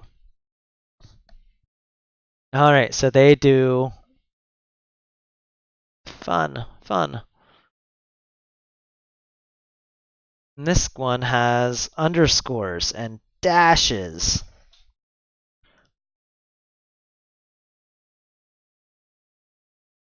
Yeah, these guys are way nicer with theirs. Okay, let's unfull screen so I can see chat. Anyone have any thoughts on this? Do we just support basic ones? Do we try and support all this crazy nonsense? What do you UWP users like? What do you want? Why does this have to be so difficult? We've got iOS and Android unified, so that's a big step in the right direction. Hmm.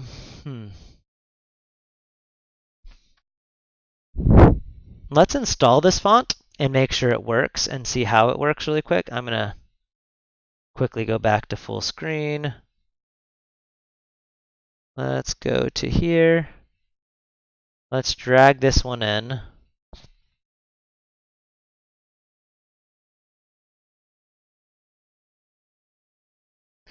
Okay, let's just see how this works.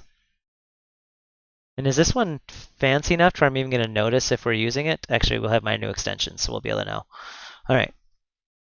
So this, let's just in here. Oh, that's the Android one. Let me go back to where I was at.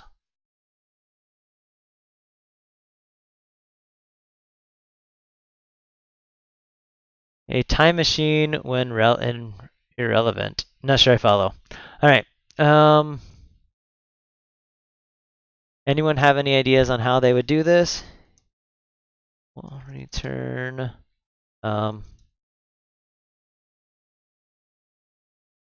Sorry.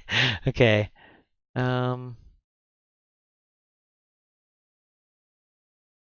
Did I do that backwards?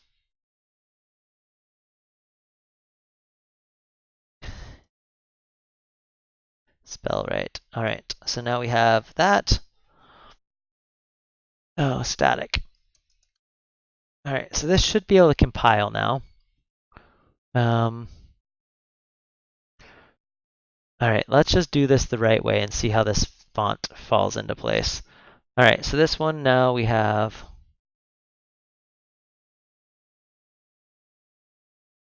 And man, this one breaks all of the rules.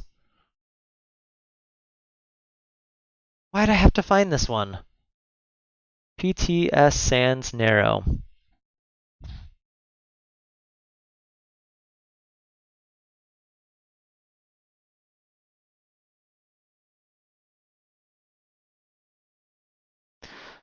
Okay. Okay, fine, fine, fine.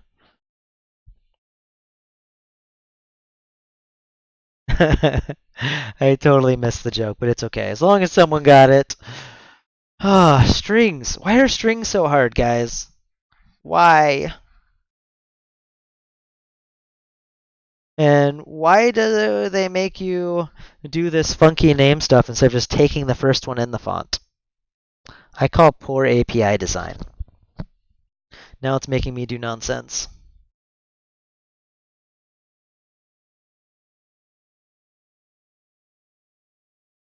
Go load. Do I have a breakpoint set? No. Oh, it's probably because I have all that extra debugging turned on. Slows it down. Although I don't need the default stuff anymore.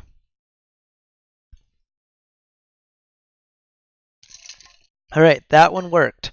Found the right font. All right, you're really going to call that every time? There's no caching on this one, guys. No caching, so we'll probably want to implement caching on UWP. All right, is that what that font looks like? There's nothing noticeable about this font, except it is thin. All right, we're just going to go with it. I hope that it's good and it's using the right font. It said it was, so I'm going to trust it. All right, now how do we make this work? We probably should test this font over on Android as well. Okay, this one is a really good example on how to do it wrong, or with a really nasty name. So if we can make this one work, we can split any of them. So we're going to have to do. All right, we're going to do another IEnumerable. Because why not, right?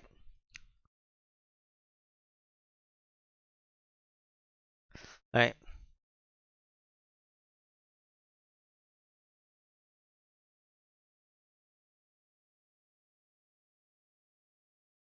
Actually, we don't need it.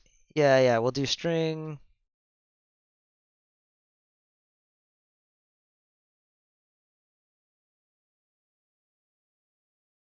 Okay.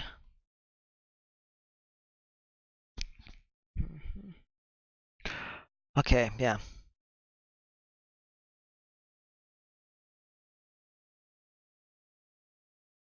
All right, so now what we're going to do, we're going to have to go character by character and check case. So string current string equals that. Now what we will do is trying to think the right way of doing this. All right, so font family dot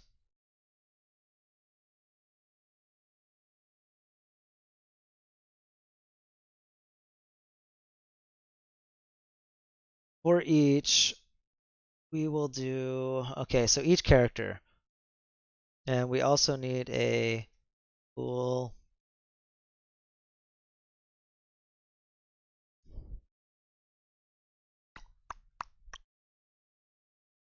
Okay. Okay, we'll just do last character.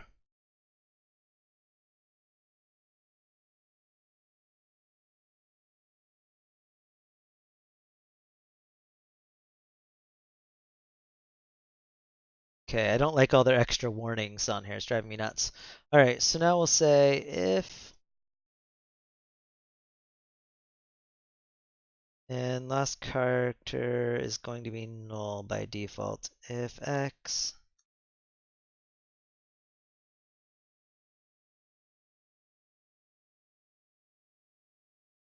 is uppercase,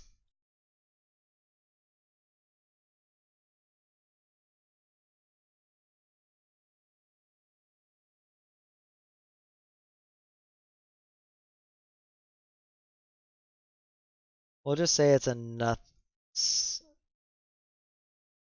space, which shouldn't show up as lowercase. That way I don't have to do a null check on it. Um, and car dot last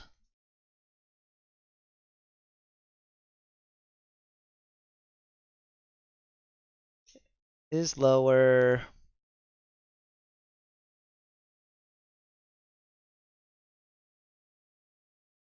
All right, so we'll do current string plus equals x. Oops. Okay, so we're just going to add the last one on. Then what we'll do is we'll say if the last one is not lowercase, and we also need to, okay, or x, why is my caps lock on? Or is that not on? Okay, x equals this. We're just going to say these are the valid separators, or x equals dash. Oh, nope, character. All right. Okay, would it be crazy to require that if there is no pound, the user must enter their own font files? The problem with that is, you can do that by on platform, but iOS is going to break and Android's going to break. So I want to make this as uniform as possible, and I'm fine doing some meaner stuff on my part. And if I can't do it, you still can then do on platform for UWP, and iOS and Android will just work. So I don't know. I think I'm okay doing a little bit of this. What do you guys think? I think this should, again, we'll time it. It should be fast. And we're talking about doing UWP, so it's running on desktops. And most of the time desktops. So I don't know. What do you guys think? If you guys think I'm going overkill here, we'll not do this. So if so,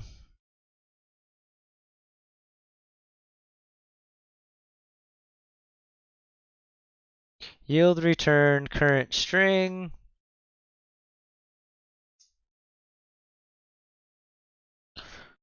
Um,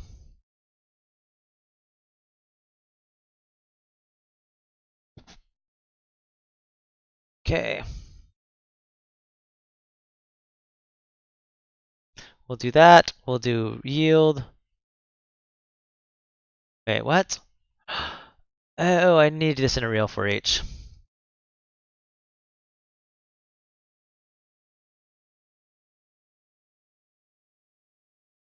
In font family. All right, so now we can just do C. C makes more sense than X anyway. So when I do lambdas, I always do C. I can't help myself. So yeah, I'm just worried about if we do that, it's going to be broken on iOS. It's hard unifying stuff, guys. It is hard. We don't need a semicolon there now either. All right. So if so, we'll yield that current string. And we also need to strip off that last dash because the last dash thing never counts. So we're going to do var cleansed string equals font fam.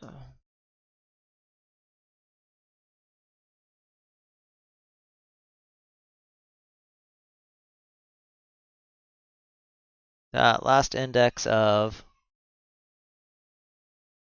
no, we'll just make sure it contains. And it wants a string, or it can do a character, yeah, string. That, okay, so if it contains this, we're going to,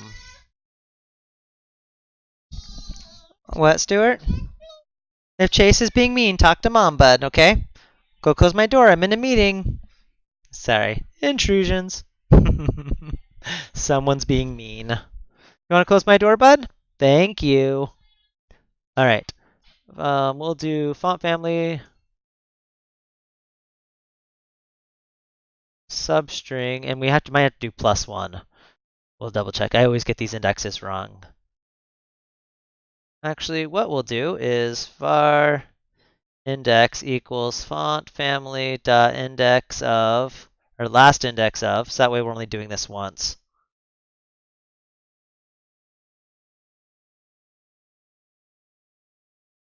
So now this is greater than 0. That we'll do index, right? That will take substring, that's the start index. We're going to do 0. Let's see if this works. And then we will do this. We'll put breakpoints so we can debug this. The point is, looking at our font names, that like /lobster stuff, we want to make sure, why is that complaining? Error expected a comma. I have no idea why that's complaining. That looks right. Oh, right. It needs the, there we go. All right, so we have our cleanse stream. This will, if we look at the font family name, this dash regular is not part of that ever. So we want to make sure that we're only dealing with this first part, the PT sans narrow stuff. Okay. So if it's equal to this, we're going to return that. Oh, no. We only add C if it is not equal to that. Okay, so what we'll do,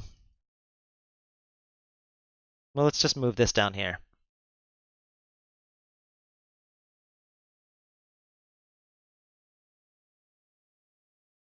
Okay, so if C equals those, I always spell yield wrong. Yield return current string. And then we will current string equals, let's clear it out. So that's good. Now we can do this check here. So if we've got everything right there, we're just going to return that. Now let's current string equals that. I think we've got it, guys.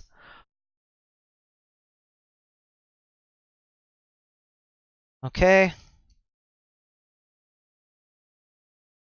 So this is getting bad. All right. So the only question is on those possible font names is, all right, so let's start it here. Let's do var name equals string dot combine. No, it's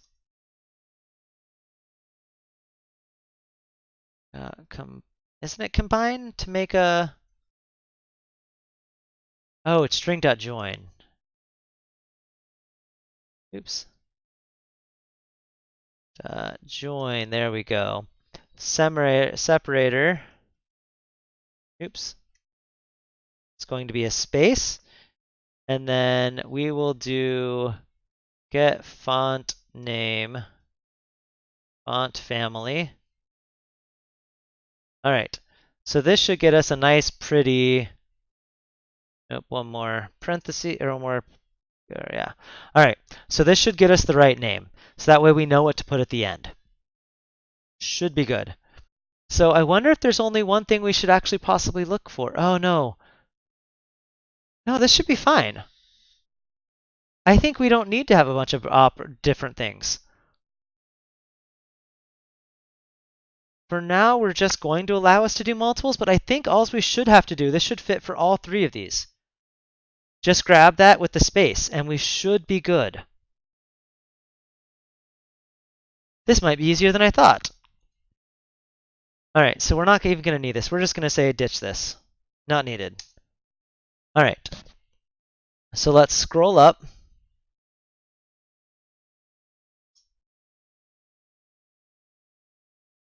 All right, so for each extension, so that's our name. So we've got the name.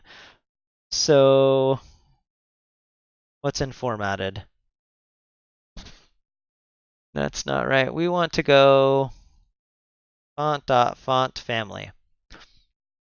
All right, so we will get the font name from that. We have the name. We now have the font path.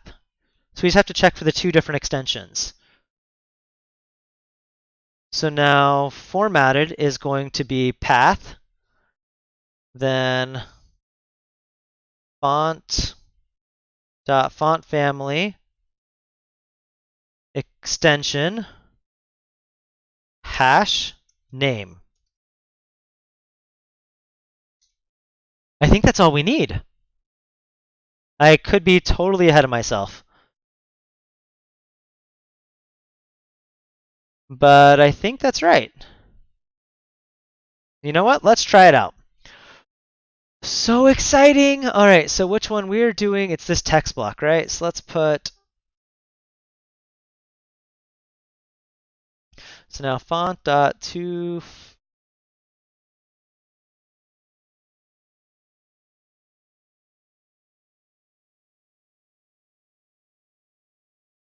so now we can just do to font family.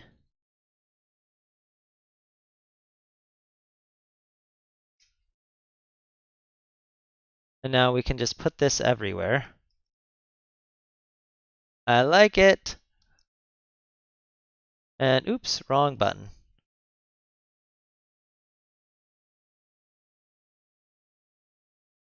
How's that look? Okay, a little bit more. Okay, so we've got that one. Let's make sure we put that. Oh, I can't scroll. Is it only the one?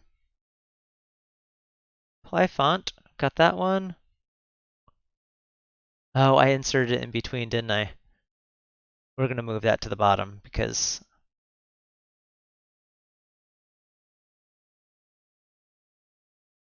Okay, paste that. Let's get this one. This is working, guys. We're getting somewhere. Oh, wait, where's it getting the element? Dot font. Oh, that takes a string. Okay. Okay. So let's change this.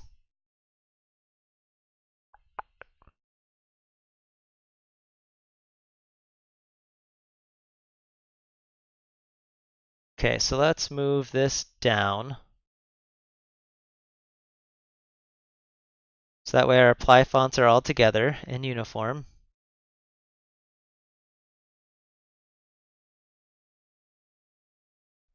And then let's put this down here at the bottom. And we will just add an extra extension method.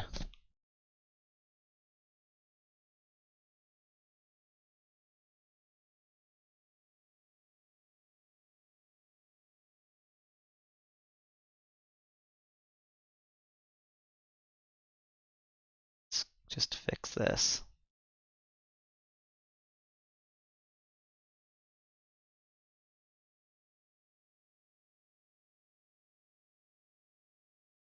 Almost done. Then we can run this. All right. So now we can do, actually,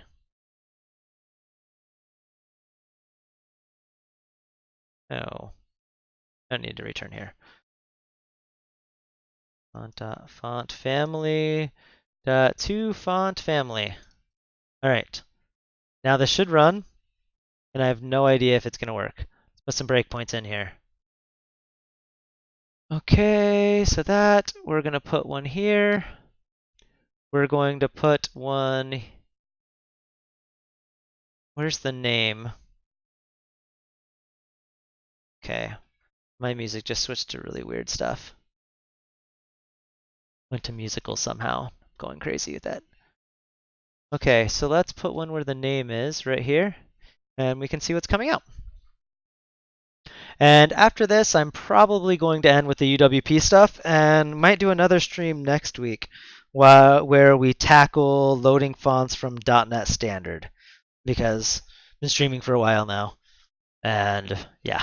But exciting! I know someone else is streaming right now. We can actually raid James Montemagno. I've never done a raid yet, so I'm kind of excited for that.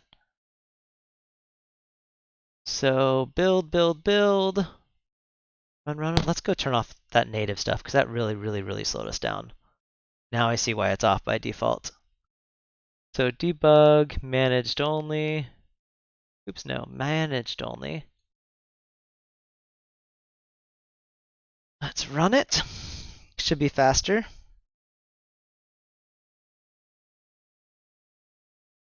Oh, and I don't have, never mind. Now that's gonna, we haven't fixed it all. So let's run it and we're gonna clean all this stuff up.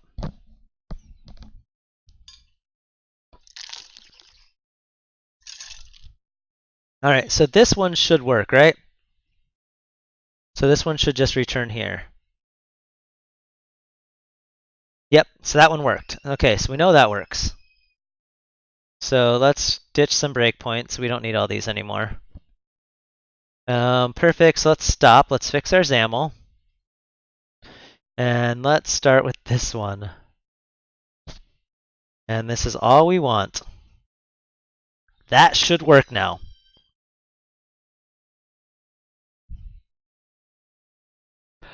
I really hope that works. All right, we're going to do them both. We're going all out here, guys. So let's run this. Whew, this was scary. Let's see if it works.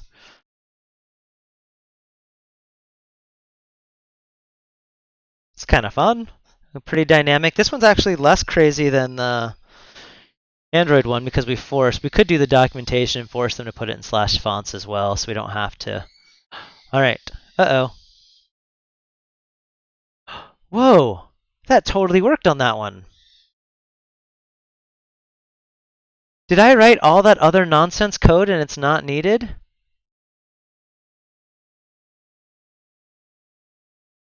Let's see if they actually present. No, we didn't do any caching here. Ah, no! It says it's launched. It's still going. Video is... I have video. It shows I have video. So if you don't have video, refresh.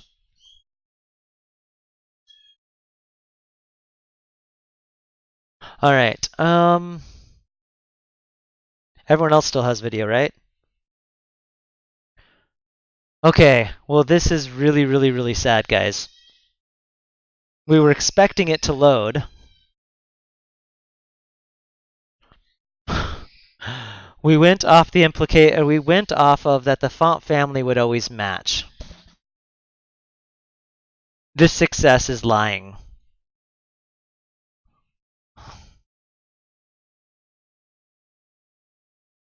Yeah, force quit the app and reopen, Dave. Maybe it'll work. Oh. Alright, we might be ending here until I can figure out how to tell if a font was successful or not. Because it's lying. It is lying on UWP. Oops.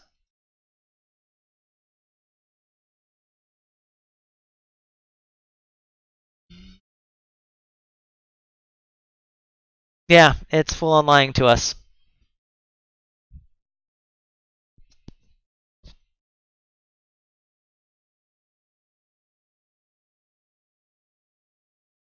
Ah.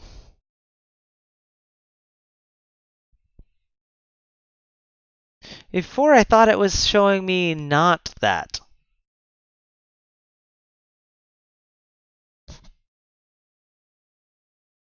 Alright, well, let's Google and see if there's something obvious. If not, I'm going to have to do some research. UWP, font, family.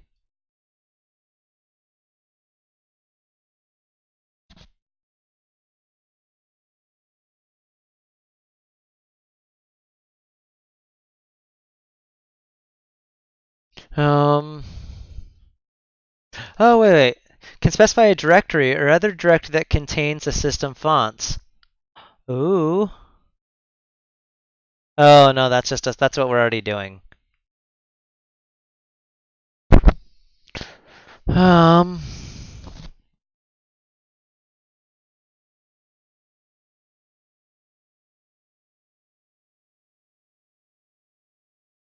Font fallback. I want to know when it falls back. Defining a font fallback sequence in code.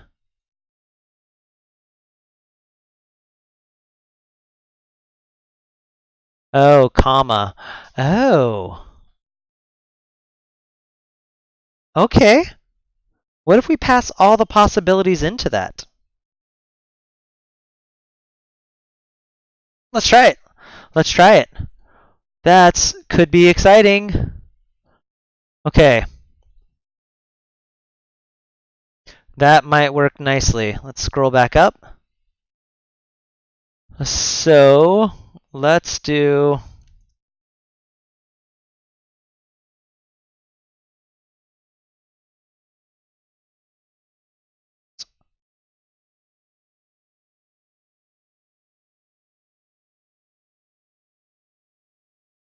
Now we can also do.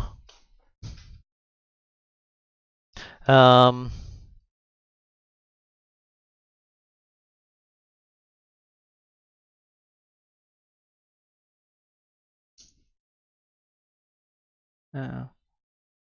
dot contains. We'll just say if it has the hash, you're on your own. You've got this. Nope, I don't want two ifs. Okay, so if oh no, we need curly braces in return, and then we'll also do yield return. What do we want to do? We want to return font, and we'll just do an else. Okay, so if it has the hash, you're on your own. You've specified you're good. Okay, so now what we need to do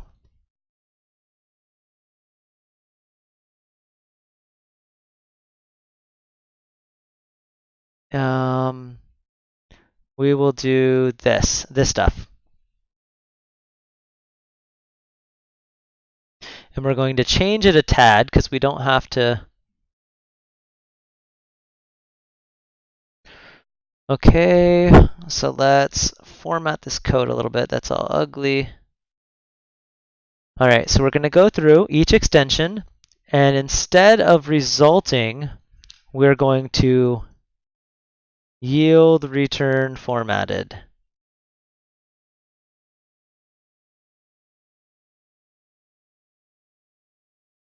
Okay. Now what we can do is up here, we don't need any of this.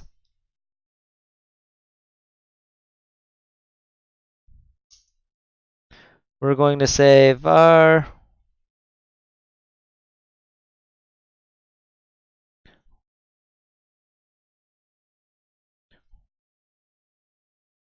equals string.join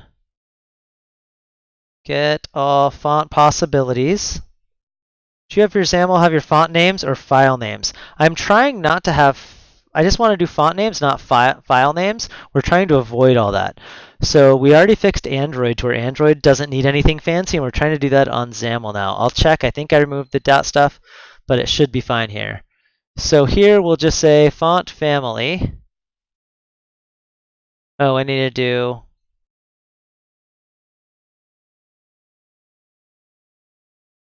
Right, that's what they showed we can do for the fallback. Because if we can just put all the fallbacks in there, oh, comma, we'll just do it exactly right like theirs do.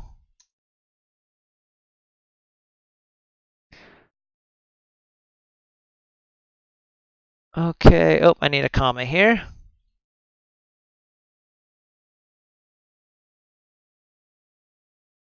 And we're just going to go here. We'll ditch that other thing. It's not even needed at this point. Actually, it's not needed. Let's just go return new font family. Okay, so this should have fallbacks to each of those. It's going to be very big, like a long string. Here, we'll put a breakpoint in there to see. But that should work. Maybe. I don't know how many fallbacks you can do. Well, that's loading. Look at the XAML. So the XAML just has the name, none of the extra stuff. We're going to figure all that out automatically.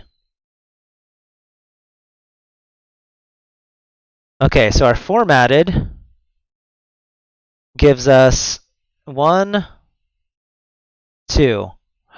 Oh, that dash narrow looks wrong. It's okay, our substringing is wrong. Okay.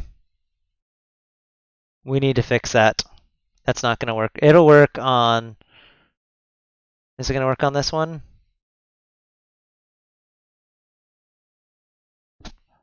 No, there's something wrong with our name. Okay, I know what it is. Let's scroll down to our names. Get font name. Um,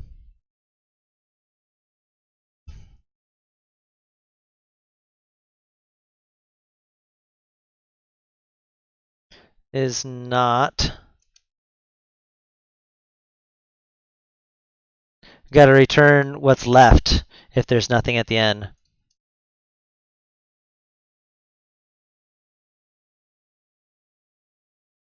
just going to trim it just in case. All right. So let's run that again, see what's coming out. Oh, and I also need to make sure we're not ever returning. Oh, I see. This needs an else. So that way we skip those ones. Perfect. All right, now that font name should be right. That's not bad. Only 2 little mistakes with how crazy that thing was to write and didn't actually debug it. All right, as soon as it's done, we'll end the stream and we'll raid first. Let's go raid Mots if this works. All right, so our formatted, if it doesn't work, I'm still going to be done as long as this looks right. Did it have web? Oh, yeah, okay. Let's double check. Oops, wrong one. It was, let's just open it. Preview. Oh, they don't have the web on it. This has web and that doesn't. I don't know how to account for that, so that one's just not going to work. You're going to have to manually do that hard one. But our other one should work and our cute should work. Let's remove this breakpoint. It needs caching before we commit this thing. Hey, but that one worked. So let's put our cute in there. And that one's just going to be complicated. You're going to be on your own. Maybe we can do some, but I don't think it's going to be possible to do everything. That one's just too weird. How do I know to remove web? If I could verify if they exist, I could remove the names one at a time. But I don't know. It was called cute.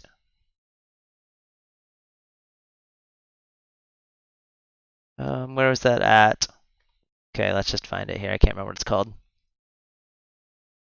It's called cute font, uppercase.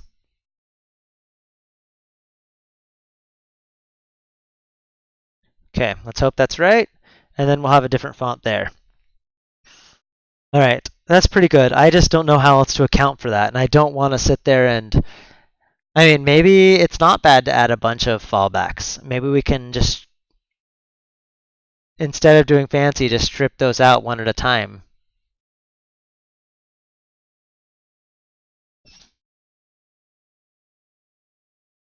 See if speakers works. That's not our cute font. What's speakers doing? Did I spell that right? Let's copy and paste. What did we have? Actually, we have it over here. Speakers page.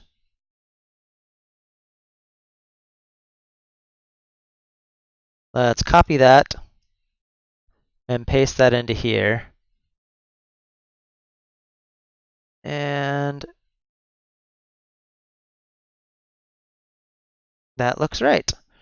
Looks the same. All right, we'll put a breakpoint here. Did I add it to the UWP? I'm wondering if I even added it. Yeah, I did. It's there. Cute font regular. Oh yeah, because we tested that first. Formatted. So it's fonts cute font regular .ttf. Oh, why isn't our space working? Oh, my check's wrong. My check is wrong. Let's do this name thing. Get font name. So if is uppercase and last one is lowercase.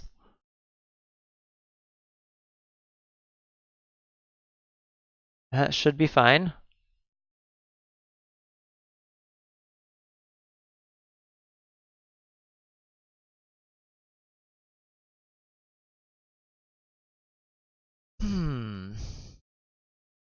Luckily it's the first string, so we don't have to jump through this a bunch of times.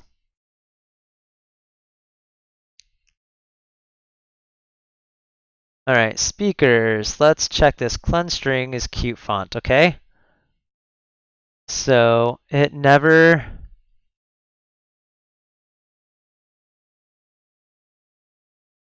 Else, is this one not, is that else breaking? Is this ever running? Well, it has to because it's doing that. So it's not too big to go through this one at a time. Oh,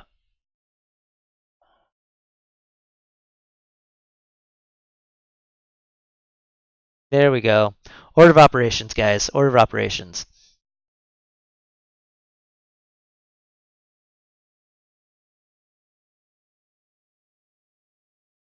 Always assign that last character.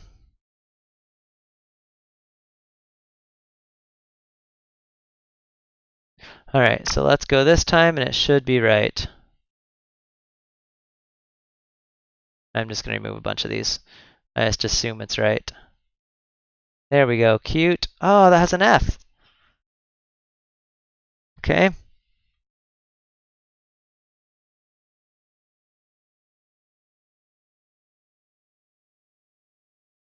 All right, that's going to be right.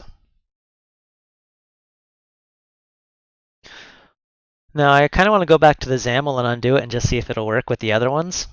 So let's see how this goes. I think we have the font formatting right now for all the normal ones. We'll try that PT one again just because I'm curious. So yield cute and font. All right, so that should work. Remove these because it does this a lot. So now our formatted should be good. We have cute font, perfect with a fallback. Now let's see what our speakers show. It's showing our cute font. Super exciting. All right. I'm going to think on how to do that, how much fallback we should do. Yeah, I wish that we had a way to tell if it was going to fall back. I wish you could detect a fallback. So UWP detect font. What did they call those? Was it fallback? Yeah, they did call it fallback.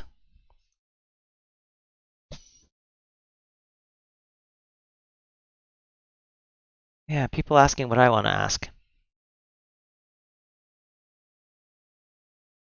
I don't know. Might have to ask someone on the UWP team if there's something else to do on there. But either way, we've got pretty far. We've got UWP fonts now falling back. I don't like it. I like how on Android we're able to look for fonts and it throws an exception if it can't find it. I like that a lot more than what we're doing here. Doing our searching, I'm okay with our searching and finding all the availables. I just wish we could validate them, so then cache that instead of always having all these fallbacks. I think it'll be fine. I mean, we're only having 2 to 3 fallbacks, so it's not bad right now. if we did it, the only thing I could think of is to remove those one at a time. Or maybe we just remove one or two. I don't know. I think on those weird fonts, we're just going to make you manually specify it, which is sad, but it'll work.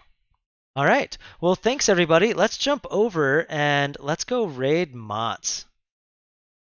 Why not? How do I do that? I come into here and I do /raid. I think that's all I do, right? All right. What? Yes, it's working. So we're going to go raid Mott's and tell him hi. Thank you all for joining, and I'm glad we were able to get this. Let's raid him. This is kind of exciting. Never done this before. Now, is our chat part of it? Let's say hey guys to him. See what it does.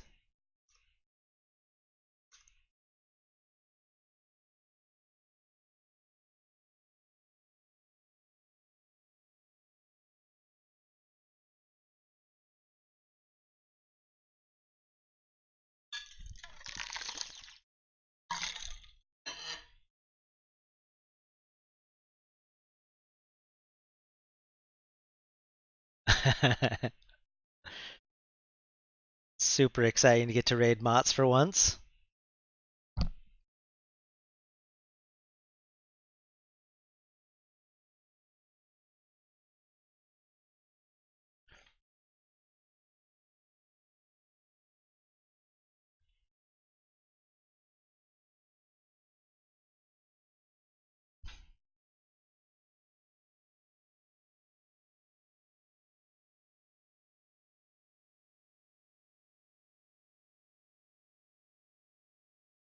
Mm-hmm. Okay.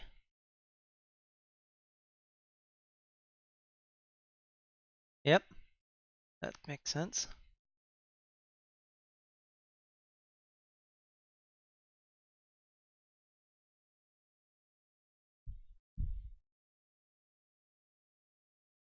Hmm.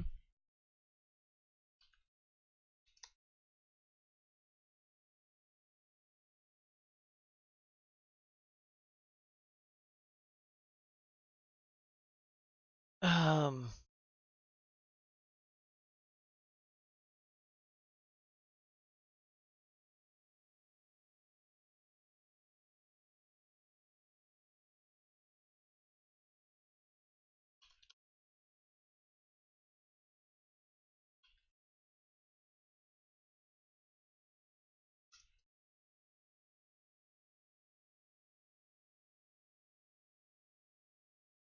Okay.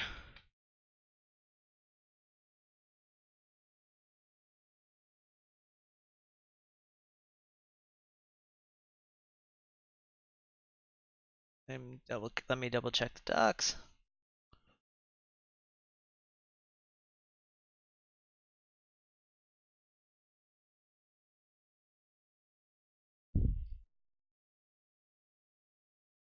Okay, if you have a library.